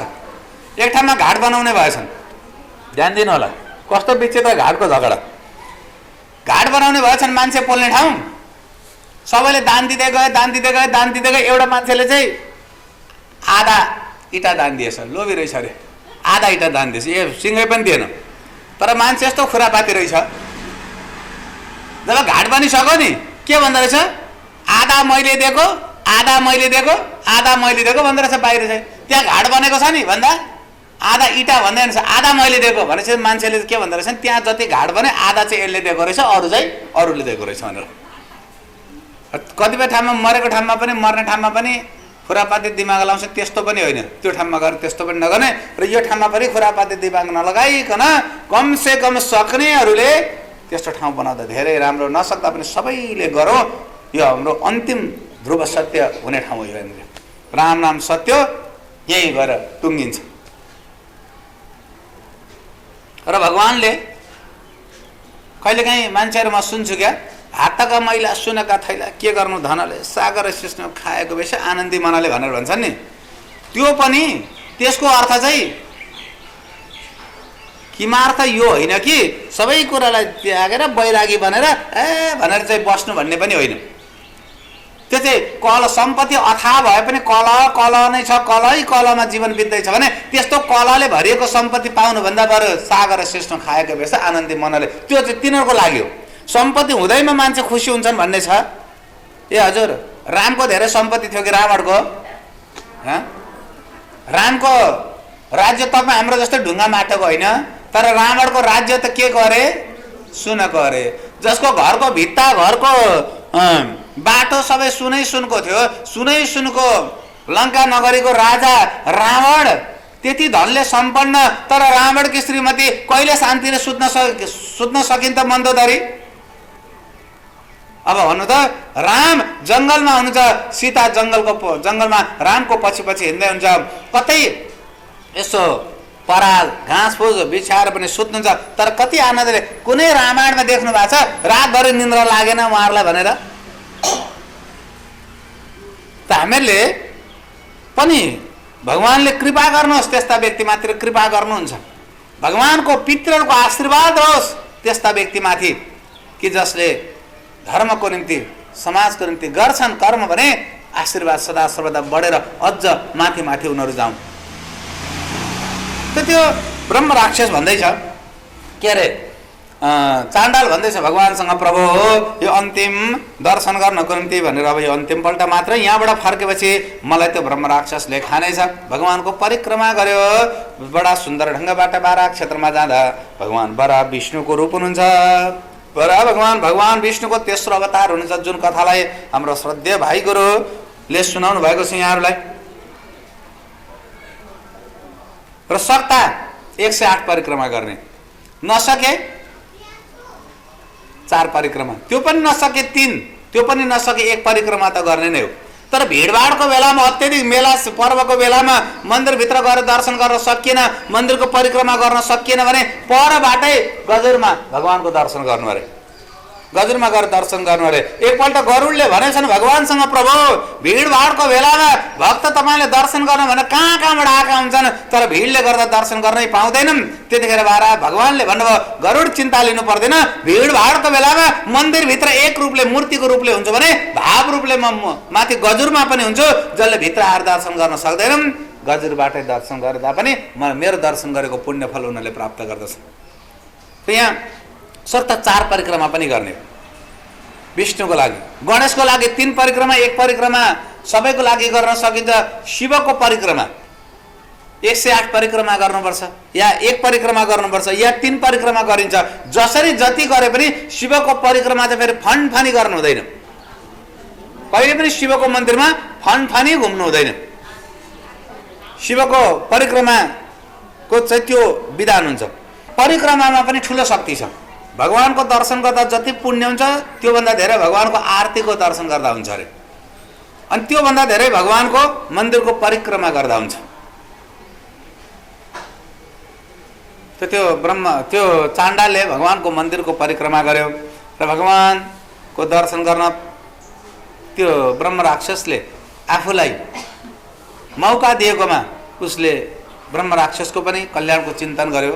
फर्केर अब गयो ब्रह्म राक्षस भएको ठाउँमा र भन्न लाग्यो, हे ब्रह्म राक्षस, म आएँ, मलाई अब तिमीले खान सक्छौ, म तिमीलाई धन्यवाद दिन्छु, साधुवाद दिन्छु कि तिमीले मलाई मेरो नियम अन्तिममा पनि पालन गर्न देऊ, मलाई खाऊ भन्दा। अब ब्रह्म राक्षस के भन्छ भने, हे चाण्डाल, तिमीले जो पुण्य गरेका छौ नि त्यो पुण्यको आधा फल मलाई देऊ न। चाण्डालले भन्यो, मलाई बाँच्छु कि भन्नको लागि म आफ्नो धर्म बेच्दिनँ, म बाँच्छु कि भन्ने लोभमा म आफ्नो धर्म बेच्दिनँ। आज मान्छे अलिकति पैसा पाउँदा धर्म बेच्दैछन्, अलिकति केही यसो उपलब्धि हुन्छ भने धर्म र आमा राष्ट्रलाई त्याग्न पनि पछाडि पर्दैनन्। तर ऊ भन्छ, होइन, म बाँच्छु भन्ने आशामा चाहिँ धर्म त्याग्दिनँ, मैले गरेको पुण्य दिन्न। ब्रह्म राक्षसले भन्यो, पुरा दिन सक्दैन, आधै दिन सक्दैन भने चौथाइ देऊ न। म दिन्न। 1 भाग त देऊ न। म त्यो पनि दिन्न। त्यतिखेर ब्रह्म राक्षस हात जोडेर भन्छ, हे चाण्डाल, हे साधु, म पूर्व जन्ममा ब्राह्मण थिएँ, यति निकृष्ट कर्म गरेँ, यति निकृष्ट कर्म गरेँ, मरेर जब मेरो आत्मा चित्रगुप्तको अगाडि पुर्याइयो, चित्रगुप्तले मेरो सारा हरिसाबहरू खोलेर यमराजको अगाडि राखिदिए। यमराजले मतिर फड्केर रिसाएर भने, ब्राह्मणको शरीर वेदादि शास्त्रको अध्ययन गरेर पालन गरेर फेरि 84को चक्रमा नपर्नु भन्नको लागि ब्राह्मणको शरीर प्राप्त गरेर पनि तैँले वेदादि शास्त्रभन्दा विरुद्ध गएर जुन घोर कुकर्म गरिस्, त्यो कुकर्मको फलस्वरूप त राक्षसहरूमा पनि अत्यधिक कष्टदायी, राक्षसहरूमा पनि अत्यधिक ठुलो राक्षस मानिने ब्रह्म राक्षस हुनेछ, जा भनेर मलाई ब्रह्म राक्षस बनाएर यहाँ पठाइदिनु भयो। त्यसपछि यो जङ्गलमा म भड्किएर घुमिरहेको छु, मैले कतै केही खान पनि पाउँदिनँ, केही पिउन पनि पाउँदिनँ। कहिलेकाहीँ तिमीहरू जस्तैलाई भेट्दाखेरि म आफ्नो ग्रास बनाउने प्रयत्न गर्दथेँ। त्यस श्रापले गर्दा म यसरी मैले पहिले गरेको कर्मले गर्दा दुःख पाएर घुम्नु परेको छ। यसो गर न, तिमीले धर्म बेच्ने कुरा होइन, मेरो उद्धार गर्नको लागि दया भावनाले तिमीले बारा भगवानको दर्शन गर्न जाँदा जुन 1 पाइला सारेका छौ नि, हो त्यो 1 पाइला सारेको पुण्य फल मलाई देऊ। त्यति तिमीले देऊ भने मेरो मुक्ति हुनेछ भन्ने बित्तिकै चाण्डालले विचार गर्यो, यदि कसैलाई मैले अलिकति आफूले गरेको धर्म फल दिँदाखेरि उसको उद्धार हुन्छ भने अब म बाँच्छु भन्ने भावनाले होइन, उसको उद्धार हुन्छ भने मैले त्यो पुण्य दिनुपर्छ भनेर भन्यो ब्रह्म राक्षस। मैले बारा भगवानको दर्शन गर्न जाँदाखेरि जुन पाइला फेरेको छु, जो पैताला चलाएको छु, त्यसको 1 पाइला फेरेको पुण्य मैले तँलाई दिएँ भन्ने बित्तिकै वराह पुराणमा कथा आउँछ कि ब्रह्म राक्षस त ब्रह्म राक्षसको जुनीबाट मुक्त भयो, दिव्य रूप धारण गर्यो। त्यतिखेर विमान आए माथिबाट र ब्रह्म राक्षस विमानमाथि चढ्नुभन्दा अगाडि त्यो चाण्डालसँग भन्छ, हो चाण्डाल, म तिमीलाई धेरै धेरै नमन गर्दछु। तिमीले बारा भगवानको दर्शन गर्न जाँदाको जो पुण्य दियो त्यो पुण्य फलले गर्दा आज मेरो ब्रह्म राक्षसको शरीरबाट मैले मुक्ति पाएँ र म भगवानको धाममा जाँदैछु। यसरी चाहिँ उसले भनेर भगवानको धाममा गयो। त्यो वराह पुराणको यो कथा कि वराह क्षेत्र त्यस्तो पवित्र भूमि जहाँ तपाईँ दर्शन गर्न जान्छु भनेर घरबाट बाहिर मात्रै निस्किनुहुन्छ, हरेक पाइलामा तपाईँले अश्वमेध यज्ञ गरेको पुण्य फल पाउनुहुन्छ। एकजनाले भन्नुभयो मलाई, गुरुजी पहिला पो हिँडेर जान्थ्यौँ र पाइला, आजकल त गाडीमा चढेर जान्छौँ। त गाडीमा चढेर जाँदा पनि पाइला नाप्दा त हिसाब त आउँछ नि त। यहाँ त्यस्तो पुण्य हुन्छ वराह क्षेत्र दर्शन गर्न जाँदाखेरि। अब वराह पुराणकै अर्को एउटा प्रसङ्ग आउँछ कि जुन कोका कौशिकी सङ्गममा हाड मात्रै पनि कसैको पर्दा एउटा चिल मुक्त भएर भगवानको धाममा गएको प्रसङ्ग आउँछ। एउटा चिल मरेछ, मरेपछि चाहिँ त्यहाँ कोका कौशिकी सङ्गममा उसको शरीर चाहिँ पढेछ, त्यहीँनेरि अब कुहियो। पछि कोका कौशिकी बर्खाको बेलामा बढेर आएर त्यो हाडलाई चाहिँ त्यहाँबाट बगाएर लगिदियो। त्यो कोका कौशिकी सङ्गमको स्पर्श पाएर, जलको स्पर्श पाएर त्यो चिज चाहिँ सक देशमा एउटा राजा भएर जन्मियो। पछि त्यहाँबाट फेरि वराह क्षेत्रमा गएर वराह भगवानको दर्शन गर्दै पूर्व स्वरूपको स्मरण गर्दै मुक्त भएको कथा पनि वराह पुराणमा आउँदछ। त्यस्ता पावन पावन कयौँ कथाहरू वराह पुराणमा रहेका छन् र हरेक तिथिहरूको उत्पत्ति कसरी भएको छ त्यो कथा पनि वराह पुराणमा विशेष रूपले आउँछ। त्यस्तै गरेर वराह पुराणमा यो व्रतहरूको बारेमा, विविध व्रतहरूको बारेमा पनि बडा सुन्दर ढङ्गबाट कथा आउँछ। हामी त्यस्ता कथाहरूलाई पनि केही बेर अब यहाँ चर्चा परिचर्चा गर्नेछौँ। तर आउनुहोस्, जे जस्तो होस्,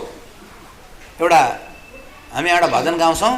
वराह भगवान अहिले हामीबाट मनले नजिकै हुनुहुन्छ, तर अहिले तत्कालमा हामीबाट अलिक टाढा हुनुहुन्छ वराह क्षेत्र माथि, होइन? हामी यहाँ विराटनगरमा यो परोपकारको यो प्राङ्गणमा अहिलेलाई मनैमन र कुनै बेला मिल्यो भने आएर प्रभु हजुरको दर्शन गर्नेछु भनेर यहाँबाट एउटा भजन गाउने, भजनमा नाच्नु पनि सक्नेहरू, नसक्नेहरू ताली बजाएर बस्नु होला, सक्नेहरू चाहिँ भजनमा नाच्नु पनि होला। जय होस्, बोले वराह भगवानको। दर्शन गर्न त मन थियो, डाँडै डाँडाले छेकिदियो। दर्शन गर्न त मन थियो, डाँडै डाँडाले छेकिदियो। यहीँबाट नमस्कार वराह प्रभुलाई, यहीँबाट नमस्कार वराह प्रभुलाई। दर्शन गर्न त मन थियो, डाँडै डाँडाले छेकिदियो। दर्शन गर्न त मन थियो, डाँडै डाँडाले छेकिदियो। यहीँबाट नमस्कार वराह प्रभुलाई, यहीँबाट नमस्कार वराह प्रभुलाई। हाम्रो क्यामेरा पर पनि पुऱ्याउने हो, पर अध्यक्ष बुवाहरू पनि नाच्दै हुन्छ। यो वृद्ध उमेरमा पनि कति जोस र जाँगर हाम्रो बुवाहरूको लो। त्यहाँ सोमराज भिनाज पनि नाच्दै हुनुहुन्छ कि दर्शन गर्न त जाउँ वराह प्रभु बसेको ठाउँ। दर्शन गर्न त जाउँ वराह प्रभु बसेको ठाउँ। दर्शन गरी नाचौँला वराह मन्दिरमा। दर्शन गरी नाचौँला वराह मन्दिरमा। हे प्रभु हाम्रो मनको इच्छा पुऱ्याइदेऊ। हे प्रभु हाम्रो मनको इच्छा पुऱ्याइदेऊ। वराह प्रभु नारायण रक्षा गरिदेऊ। वराह प्रभु नारायण दर्शन गर्न त मन थियो, डाँडै डाँडाले छेकिदियो। दर्शन गर्न त मन थियो, डाँडै डाँडाले छेकिदियो। यहीँबाट नमस्कार वराह प्रभुलाई, यहीँबाट नमस्कार वराह प्रभुलाई। मनले टिपी तुलसीको पात वराह प्रभु जोड्छु हात मनले टिपे तुलसीको पात बडा प्रभु जोड्छु हात भाग्यमा भए आउला प्रभु दर्शन गर्नलाई भाग्यमा भए आउला प्रभु दर्शन गर्नलाई हे साथी मिलेर एक दिन जाउँला हे साथी मिलेर एक दिन जाउँला बरा प्रभु नारायणको दर्शन पाउँला बरा प्रभु नारायणको दर्शन पाउँला दर्शन गर्न त मन थियो डाँडै डाँडले छेकिदियो दर्शन गर्न त मन थियो डाँडै डाँडले छेकिदियो यहीबाट नमस्कार बरा प्रभुलाई यहीबाट नमस्कार बडा प्रभुलाई यहीबाट नमस्कार बरा प्रभुलाई यहीबाट नमस्कार बडा प्रभुलाई बरा भगवानको बरा क्षेत्रधामको फेरि मेरा आमा बुबा दाजुभाइ दिदीबहिनीहरू जति पनि हुनुहुन्छ सबैले सधैँभरि खालि यहीँबाट नमस्कार बारा प्रभुलाई नभन्नु होला है घरिघरि चाहिँ उहीँबाट नमस्कार भन्दै पनि आउनु है उहीँ पनि आज हाम्रा संस्थाका श्रद्धेय मान्यवरहरूको उपस्थिति रहेको छ उहाँहरूलाई हामी फुलमालाले स्वागत सम्मान गर्नलाई एउटा जमर्को गरेका छौँ र श्रद्धेय मान्यवरहरूलाई म यहाँ निमन्त्रणा गर्दछु उहाँहरूलाई उपस्थित भइदिनु हुनका निमित्त आग्रह गर्दछु र अध्यक्षज्यू र वरिष्ठ उपाध्यक्षज्यूलाई पनि यहाँ छेउमा उपस्थित भइदिन र कार्य समितिका पदाधिकारी तथा सदस्यज्यूहरूलाई पनि यो स्वागत कार्यक्रममा सहभागी भइदिन म आग्रह गर्दछु र हामीले आज हाम्रा संस्थाका सल्लाहकार समादरणीय दधिराज सुवेदीज्यू र कविराज दाइको उपस्थितिमा भएको छ म उहाँहरूलाई व्यासमा आएर गुरुज्यूबाट प्रसाद ग्रहण गरिदिनु हुनका लागि म सादर अनुरोध गर्दछु दुईजना सल्लाहकारज्यूहरूलाई बोलाएँ र श्रद्धेय गुरुवरबाट यो प्रसाद ग्रहण गरिदिनु हुनेछ भन्ने आग्रह गर्दछु सल्लाहकार दधिराज सुवेदीज्यू र सल्लाहकार कविराज रूपानीज्यूलाई सादर अनुरोध गर्दछु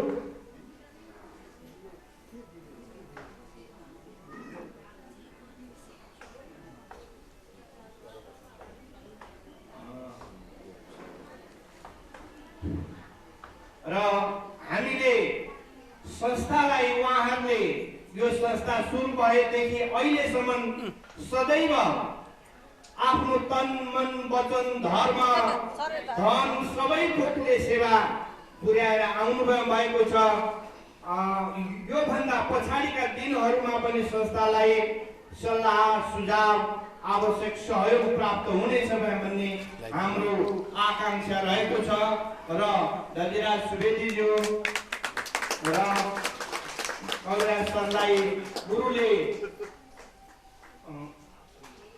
सम्मान गर्दै हुनुहुन्छ तालीले सम्मान गरिदिनु।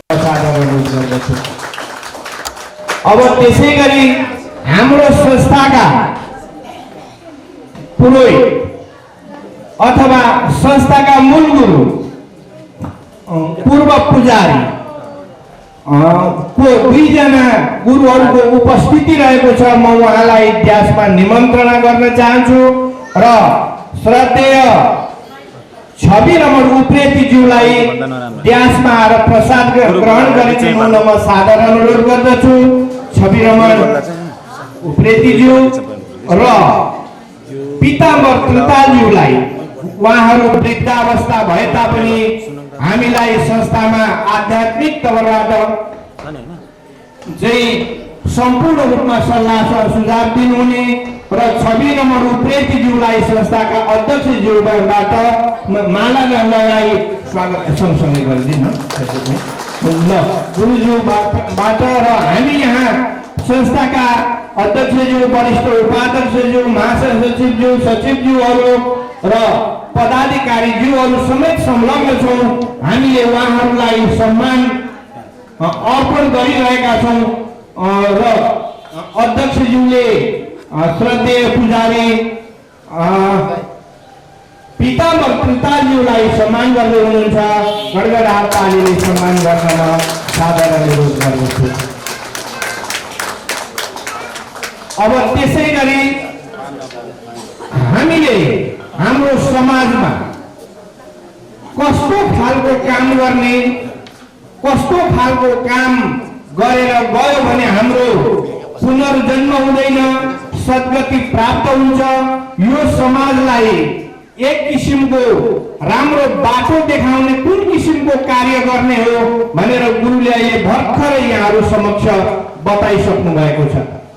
हामी कथामा सुन्छौँ हरेक प्रकारका आरोह अवरोह गुण अवगुणहरू सबै प्रकारका कुराहरू सुन्दै आएका छौँ, तर प्रत्यक्ष रूपमा देखिएको मानव सेवामा तल्लीन भएको व्यक्ति र त्यो पनि कस्तो सेवा भन्दाखेरि सडकमा विक्षिप्त अवस्थामा रहेर विष्टा या पञ्चामृत कुन हो छुट्याउन नसक्ने अवस्थामा रहेका मानवहरूलाई समेटेर तिनीहरूलाई ल्याएर शुद्धिकरण सम्पूर्ण रूपमा गरेर आफ्ना हातले समाजको ती व्यक्तिहरूको सेवामा असाध्यै तल्लीन हुनुभएकी यहाँ गंगा थापाको उपस्थिति रहेको छ। म उहाँलाई व्यासमा निमन्त्रणा गर्दछु।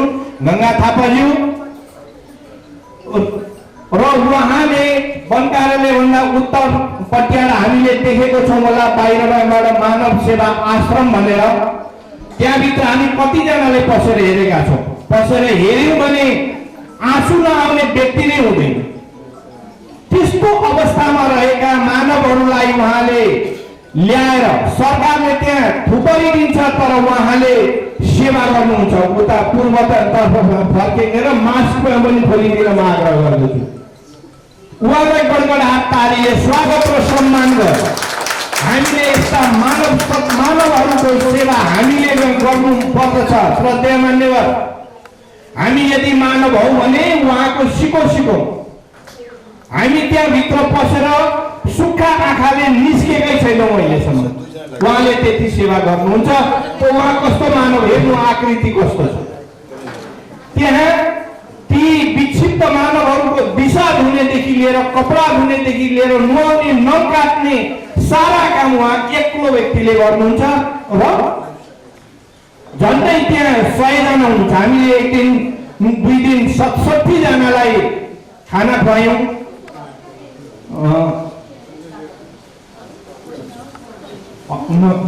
हाम्रो सचिवज्यूले अस्ति भर्खरै उहाँको छोरीको जन्मदिनको अवसर पारेर उहाँले पनि सेवामा अलिकति सहयोग गर्नुभयो। त्यो थोपा सहयोग नै त्यसका लागि लाखौँ हुन्छ। त्यसो हुनाले त्यस्तो ठाउँमा हामी पनि केक काटेर बत्ती निभाएर होइन, हामी सेवामा तल्लीन भयौँ भने हाम्रो जन्मको सार्थकता हुन्छ। हाम्रो जन्मदिन अथवा श्राद्ध आदि इत्यादिमा हामी त्यहाँ सहभागी हुन सक्छौँ र त्यो सेवा भनेको चाहिँ साँच्चै पितृले ग्रहण गरेको देख्न पाइन्छ। ती भनेका अचेत मानवहरू छन्, त्यहाँ तिनीहरूको सेवामा हामी लागौँ भन्ने मेरो धारणा छ। र मैले यहाँ परोपकार अभियान समूहको तर्फबाट अध्यक्ष र वरिष्ठ उपाध्यक्षज्यूलाई हेरेर मैले अनुमति मागेर यो कुरो भने हामी परोपकार अभियान समूहका तर्फबाट उहाँलाई सहर्ष सम्मान गर्दछौँ। आज मात्रै फुलको माला र यहाँहरूले पनि यो सम्मानमा सहभागी भइदिनुहुनेछ। अध्यक्षज्यू र वरिष्ठ उपाध्यक्षज्यूलाई उहाँलाई मालाले सम्मान अर्पण गरिदिनका लागि म सादर अनुरोध गर्दछु। हाम्रो समादरणीय गंगा थापा बहिनीलाई, उहाँ सच्चा मानव हुनुहुँदो रहेछ। उहाँ फेरि यहाँको मान्छे होइन, उहाँ मकवानपुरको मान्छे, मकवानपुर नवलपरासीको मान्छे। यहाँ आएर एक्लो बसेर उहाँले यो ढङ्गको सेवा गरेको हामी देख्न पाउँछौँ र हामीले पनि त्यो ठाउँमा गएर सहभागी भयौँ भने कृतज्ञ हुन्छौँ होला जस्तो लाग्छ मलाई। धन्यवाद। यहाँलाई हाम्रो सम्मान ग्रहण गरिदिनुभयो, हामी आभारी छौँ। अब यसै गरी हाम्रो संस्थालाई संरचनागत प्राविधिक सल्लाह दिएर संस्थालाई श्रीवृद्धिमा सहयोग पुर्याउनु हुने हाम्रो संस्थाका सदस्य समादरणीय बुद्धि विनोद गौतमज्यू, उहाँ इन्जिनियरिङ क्षेत्रमा संलग्न हुनुहुन्छ। उहाँलाई पनि व्यासमा आएर प्रसाद ग्रहण गरिदिनु हुनका लागि सादर अनुरोध गर्दछु। उहाँबाट पनि हामीले संस्थाको संरचना बनाउने क्रममा धेरै सहयोग प्राप्त गरेका छौँ र उहाँलाई प्रसाद वितरणका लागि म श्रद्धेय गुरुवरलाई नै आग्रह गर्दछु।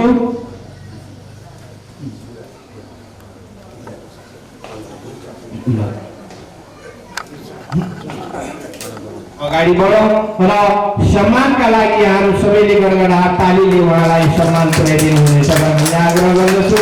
र हाम्रो संस्थाका ज्येष्ठ नागरिक, संस्थाका वयोवृद्ध व्यक्तित्व पण्डित समादरणीय भीम प्रसाद अधिकारीज्यूको पनि उपस्थिति छ। उहाँ लगभग 90 वर्षको हुनुहुन्छ। उहाँलाई पनि मञ्चमा आएर प्रसाद ग्रहण गरिदिनु हुन आग्रह गर्दछु र पछाडि हाम्रो सदस्यज्यूहरूलाई गुरुलाई लिएर आउन सहयोग गरिदिनु हुनका निमित्त म सादर अनुरोध गर्दछु। उहाँले संस्थामा हामीले विभिन्न समयमा पुरानो लगाएको बेला हो अथवा संस्थाका आध्यात्मिक कार्यहरूमा हो, ज्येष्ठ नागरिक दिवा सेवाका समयमा हो, उहाँले विभिन्न समयमा हामीलाई आध्यात्मिक चिन्तन, आध्यात्मिक सुझाव दिएर उहाँले संस्थाको श्रीवृद्धि र संस्थाको यश फैलाउनुमा पर्याप्त मात्रामा सुझाव दिनुभएको छ। उहाँ ज्येष्ठ नागरिक, उहाँलाई पण्डित श्रद्धेय भीम प्रसाद ज्यूलाई पनि प्रसाद ग्रहणका निमित्त म सादर अनुरोध गर्दछु।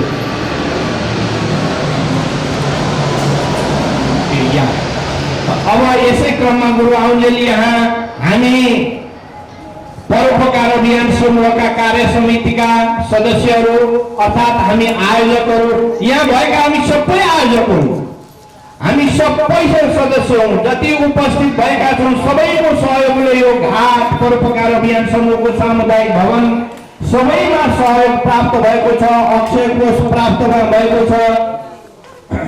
श्रद्धेय भीम प्रसाद अधिकारीज्यूलाई गुरुवर्गबाट प्रसाद स्वरूपमा माला पहिराइरहेका छौँ। सम्मानमा यहाँको ताली बजाउनुहोस्। त्यो ढङ्गले हामी यहाँ संलग्न भएर लागिरहेका छौँ भने यहाँ अहिले तत्काल हामी कार्य समितिमा भएका व्यक्तिहरू श्रद्धेय अध्यक्षज्यूलाई अगाडि उभिदिनमा आग्रह गर्दछु, बाबुराम दाइलाई, त्यसै गरी संस्थाका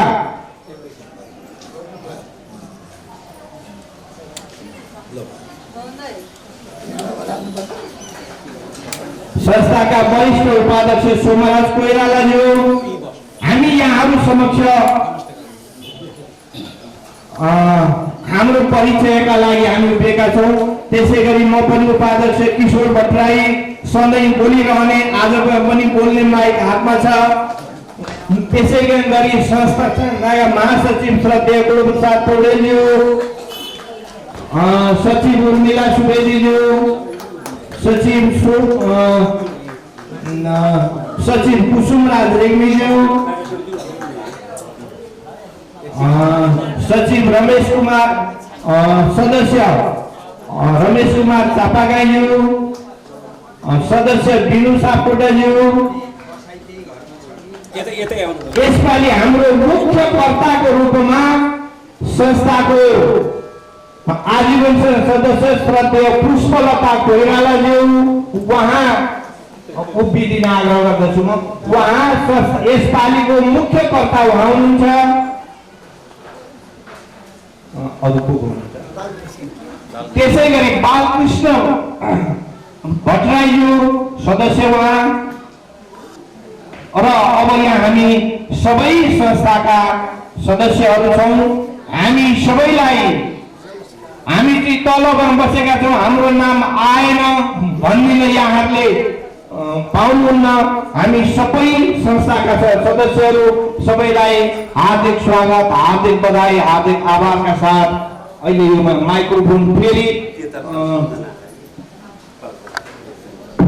हस्तान्तरण गरे गुरुज्यूलाई। जय श्री राधे। बोलिए सच्चिदानंद भगवान को। वराह पुराण ज्ञान महायज्ञ को नाम संकीर्तनम यस्य सर्व पाप प्रणाशनम प्रणामो दुख शमन तं नमामि हरिं परम। हामी वराह पुराणको केही संक्षिप्त रूपबाट चर्चा परिचर्चा गर्दैछौँ र यो वराह पुराणमा जो विभिन्न कथाहरू आउँछन् त्यसमा पितृसँग सम्बन्धित भएका महत्त्वपूर्ण प्रसङ्गहरू पनि आउँछन्। स्वयं भगवान वराहलाई यज्ञावतार पनि भनिन्छ।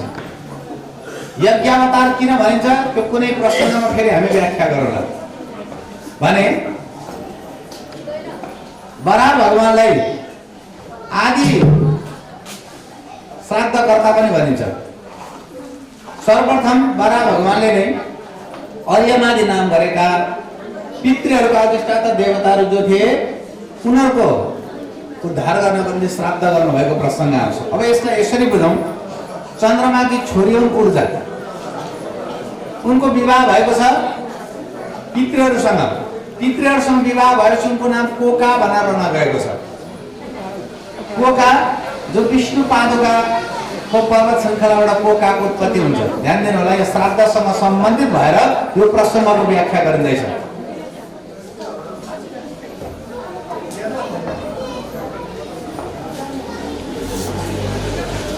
बोलिए सच्चिदानंद भगवान को। ध्यान दिनु होला है।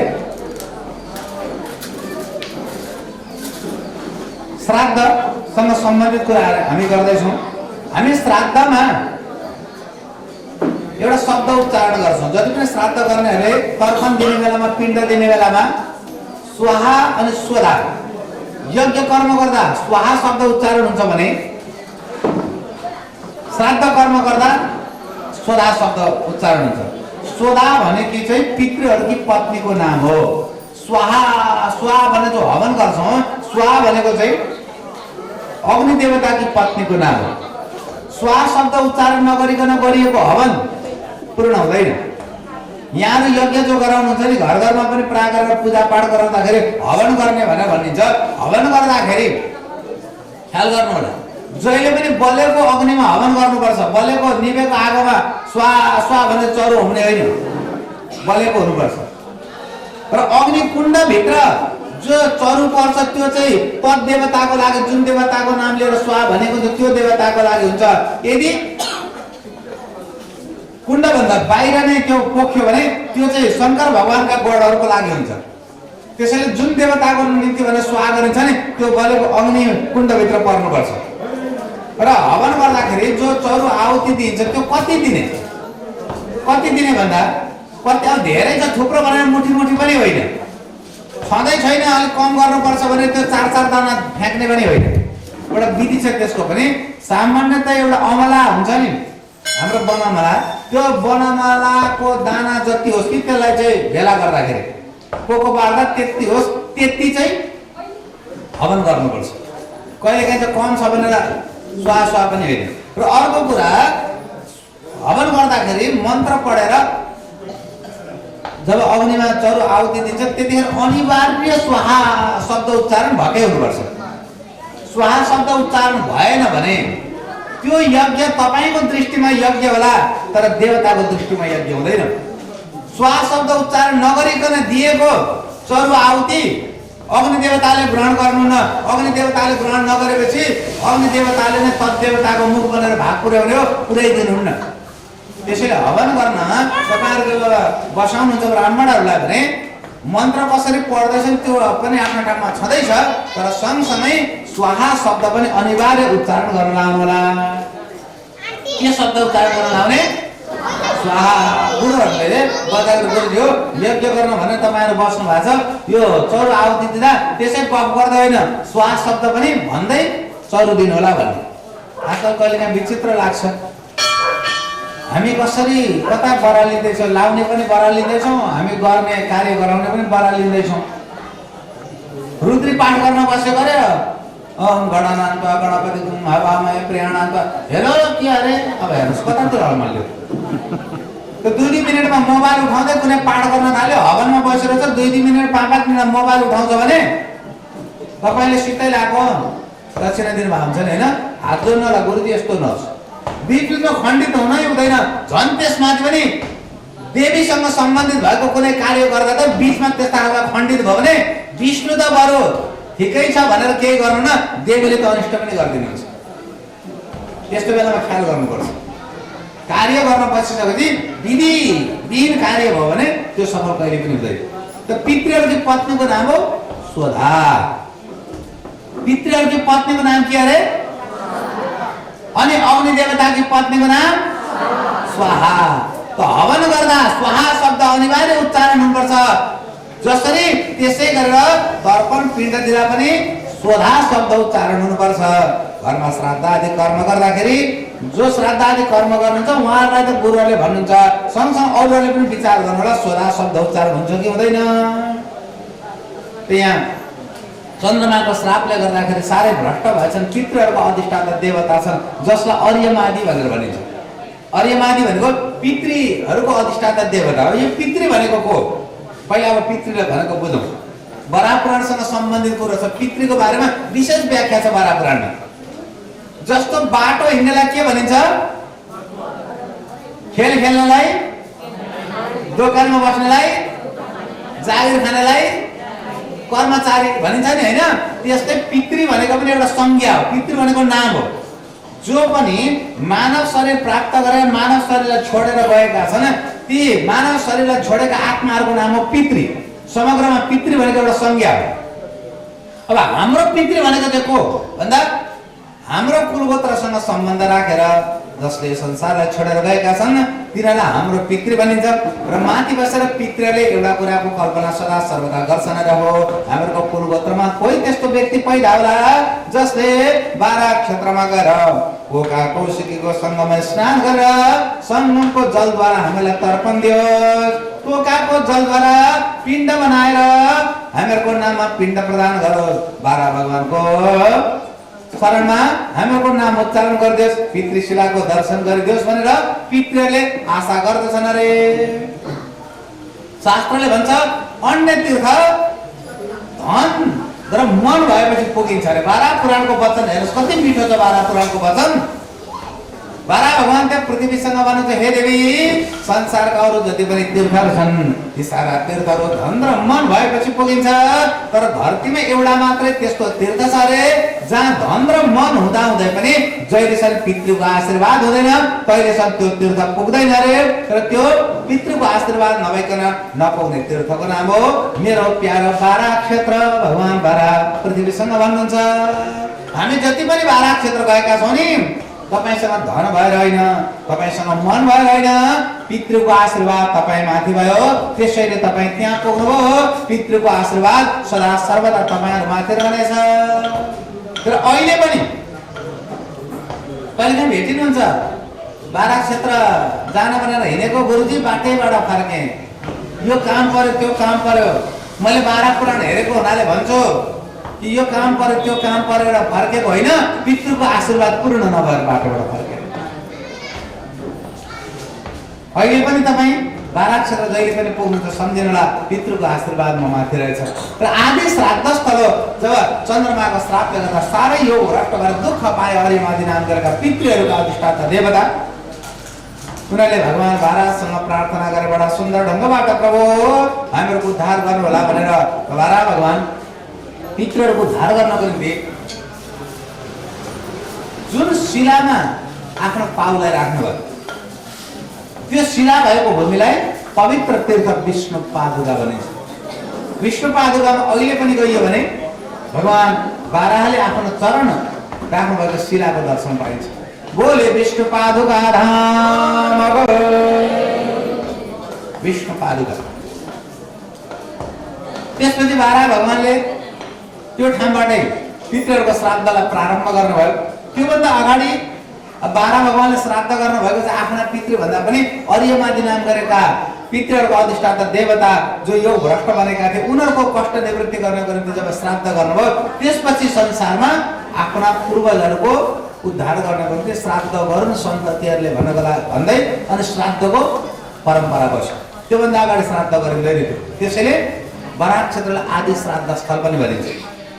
र बराक क्षेत्र कि विष्णु पादुका त आदि श्राद्ध स्थल भन्दा बराक क्षेत्र र विष्णु पादुका अहिले तपाईँ हाम्रो दूरीको दृष्टिले फरक ठाउँ देखे पनि बराक क्षेत्र विष्णु पादुका भनेको एकै परिधिभित्रको स्थलहरू।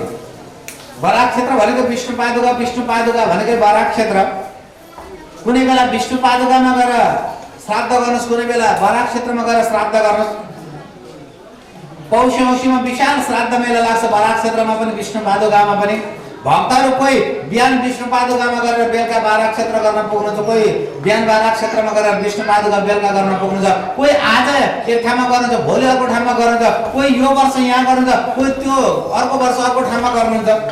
तर आजकल म घरिघरि सुन्छु कहिलेकाहीँ मान्छेहरू जहाँ पनि खालि बखडा निकाल्छन्, राजनीतिक बखडा निकाले जस्तो घरिघरि सुन्नेछु कि कोही चाहिँ होइन बारा क्षेत्र चाहिँ शिरो विष्णु पादुका पोच्छर, कोही चाहिँ विष्णु पादुका शिरो बारा क्षेत्र पोच्छर। त्यस्ता पछाडि पनि नलाग्नु होला।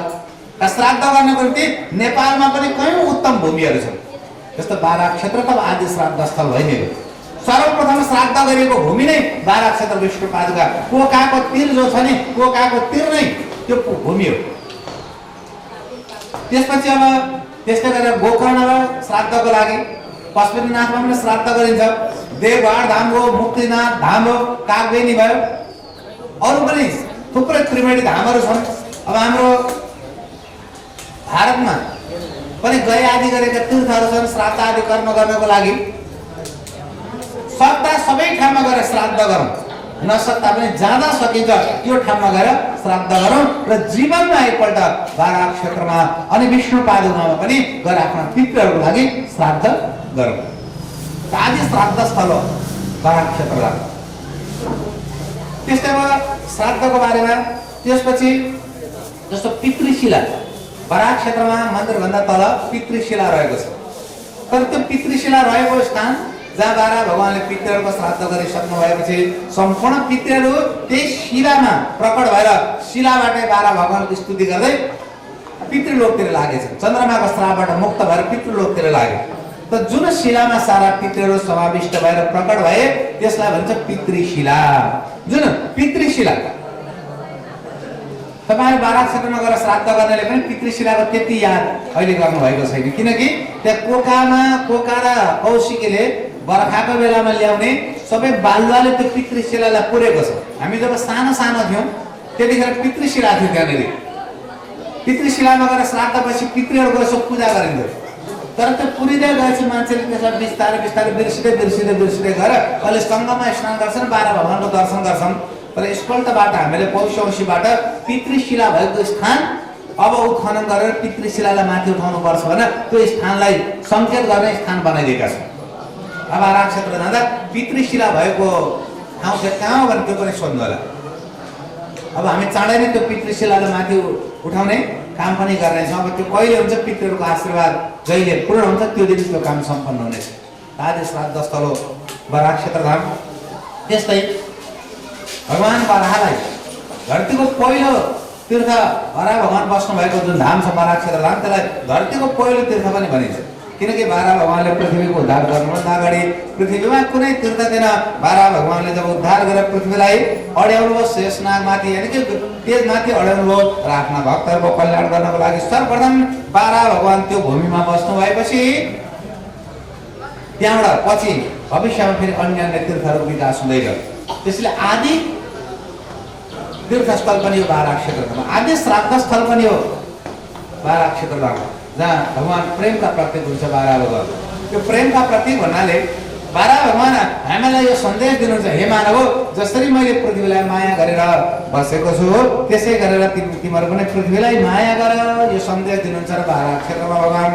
शिला चन्दन शङ्कासां देवानामपि दुर्लभं वराह रूपमादाय तिष्ठामि पुरुषाकृते।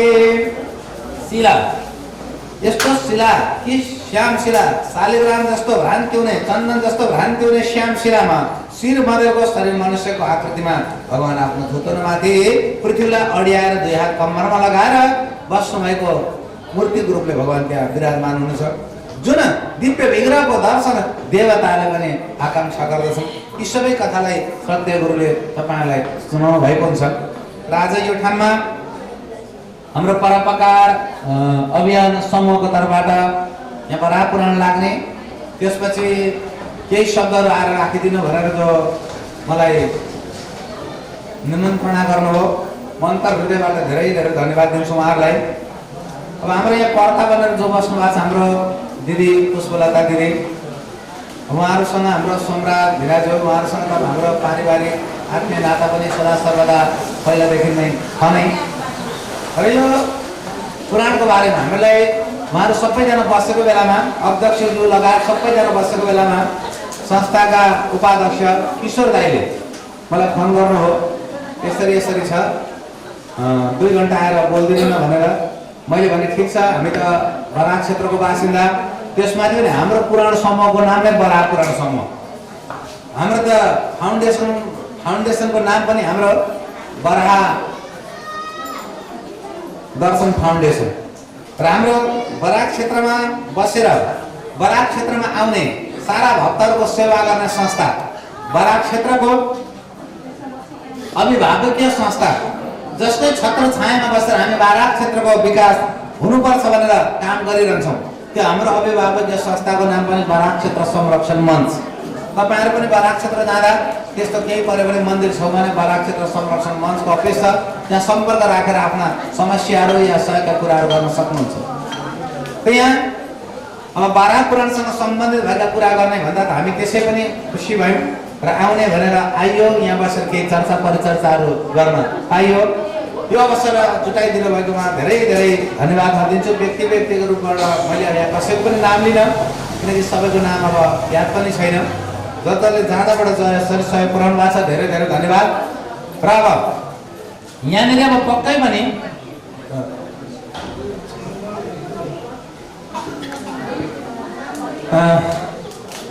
यहाँनिर आखिर यो परोपकार अभियान भनेको तपाईँ हाम्रै अभियान हो, तपाईँ हामी नै हो। समितिमा पदाधिकारीहरू खेलिरहनुहुन्छ, हिजो को हुनुहुन्छ, आज को हुनुहुन्छ, भोलि अर्कै को हुनुहुन्छ, चलिरहने प्रक्रिया हो। र यस्ता संस्थाहरू रह्यो भने हामी पनि जीवन्त रूपमा यस्ता कुराहरू पनि गर्न पाइरहन्छौँ। र यो पुराणलाई सम्पन्न गर्नको लागि तपाईँले पनि आफ्नो आफ्नो तरिकाबाट जो सहयोग गरिरहनु भएको छ, मैले यहाँनिर बुझेँ 1000 रुपियाँ कसैले दिनुभएको छ, कसैले 5000 दिनुभएको छ, कसैले 10000 दिनुभएको छ, आफ्नो आफ्नो तरिकाले दिनुभएको छ। धन कस्तो अवस्थामा छ, मन कस्तो छ, त्यो अनुसारले सबैले गर्नुभएको छ। र यहाँनिर मैले पनि यसो विचार गरेँ, सायद अब यहाँ गुरुजीलाई बोलाएको दक्षिणा त दिनुपर्छ भनेर केही त सोध्नु भयो होला हाम्रो कार्य समितिका महानुभावले पनि।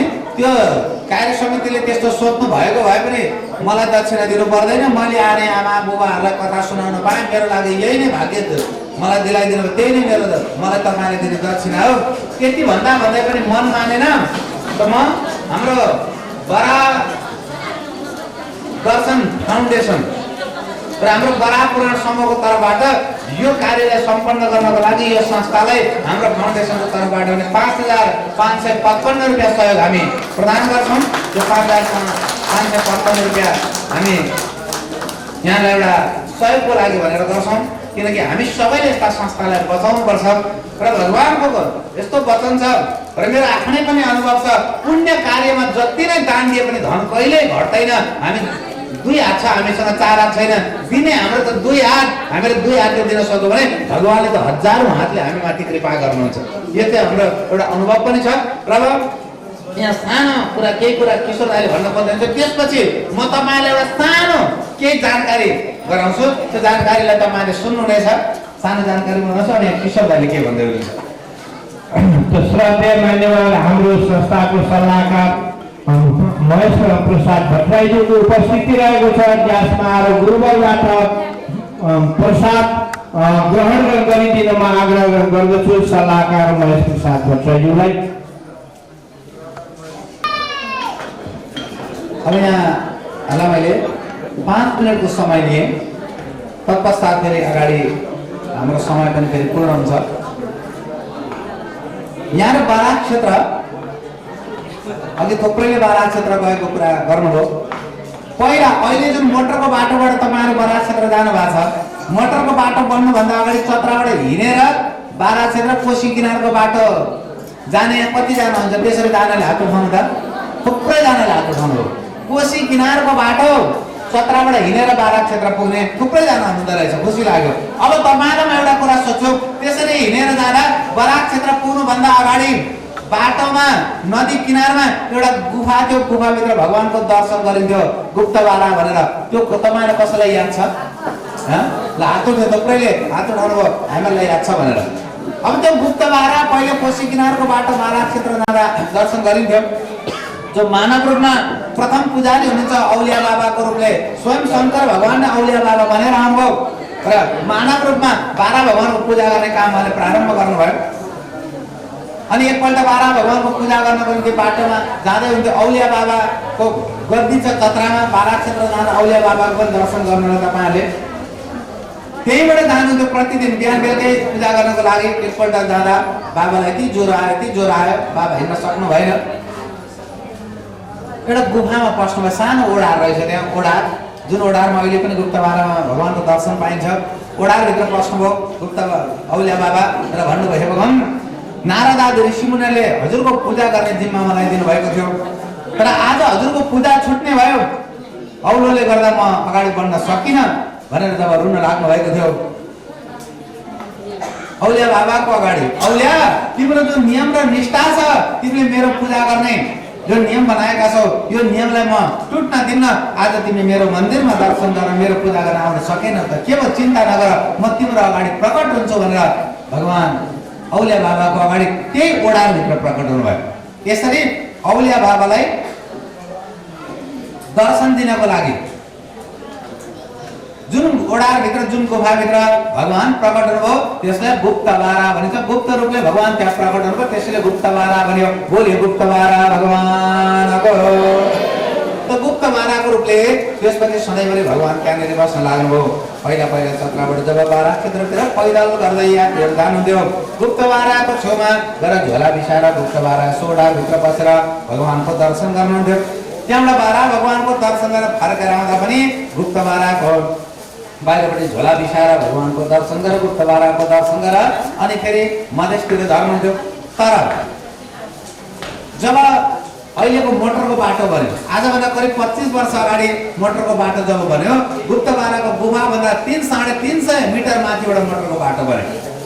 यसरी त्यो मोटरको बाटो बनाउँदा ढुङ्गा माटोहरू सबै त्यहाँनिर ओइराइयो कि तल सम्पूर्ण रूपबाट गुप्तबारा अब ओदिलोमा पर्न गयो। मान्छेले पूर्ण रूपबाट गुप्तबारालाई बिर्सिए, पूर्ण रूपबाट गुप्तबारालाई बिर्सिँदै गयो। अब हामी पनि त्यहाँनिर गुप्तबारा छ भन्नेतिर मात्रै लाग्यौँ। पहिले बाटो हिँड्नेहरूले सोध्नुहुन्थ्यो, गुरुजी त्यहाँनिर गएर यसरी भगवानको दर्शन गरिन्थ्यो नि, आजकल खोइ भन्दा हामी यस्तो मात्रै भनेर भन्थ्यौँ, त्यतिकै रहँदै गयो। तर एउटा भगवान कृष्णले भन्नुहुन्छ नि गीतामा, समय आएपछि सबै कुरा हुन्छ। अकस्मात एक दिनमा त्यतिकै यो अस्तिको दसैँभन्दा अगाडि विराटनगरमा नै बसिरहेको थिएँ। औलिया बाबा के अरे गुप्तबाराको अकस्मात याद आयो।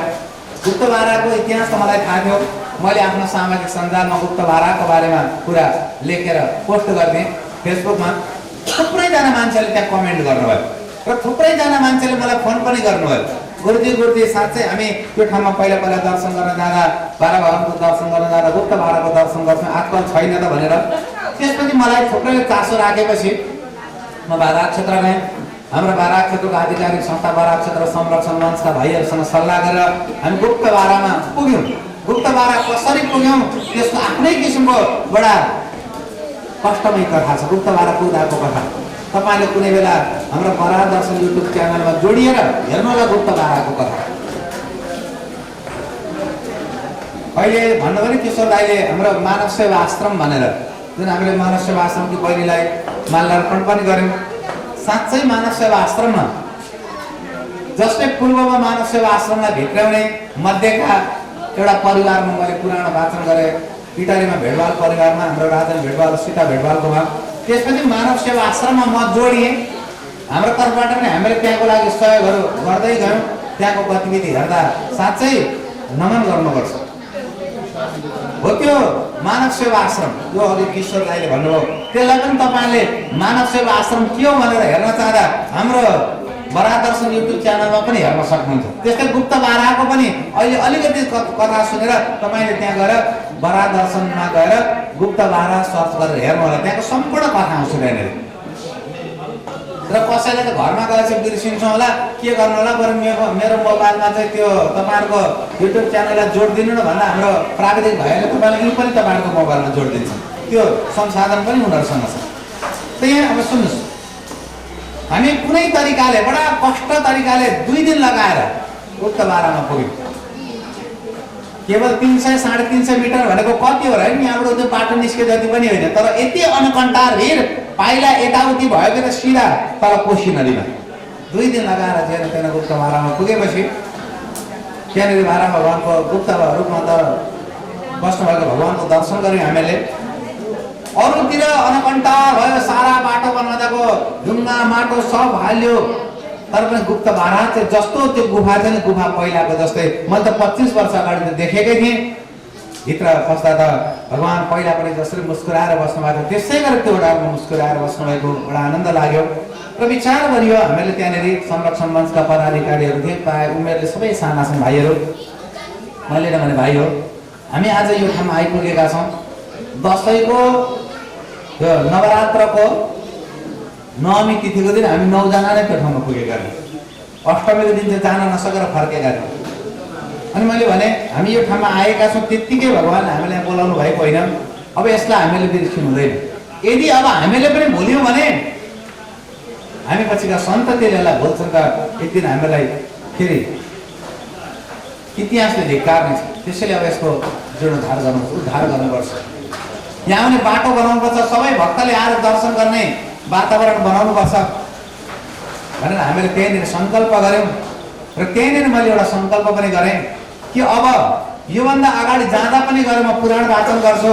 जहिलेसम्म गुप्त बारा जाने बाटोले एउटा सार्थकता प्राप्त गर्दैन तहिलेसम्म मैले पुराण वाचन गरे बापत मलाई दिने दान दक्षिणा मेरो भागमा आउने पैसा पनि जो छ त्यो सबै म गुप्त बाराको बाटो निर्माण गर्नको लागि दिन्छु भनेर मैले त्यहीँनिर सङ्कल्प गरेँ।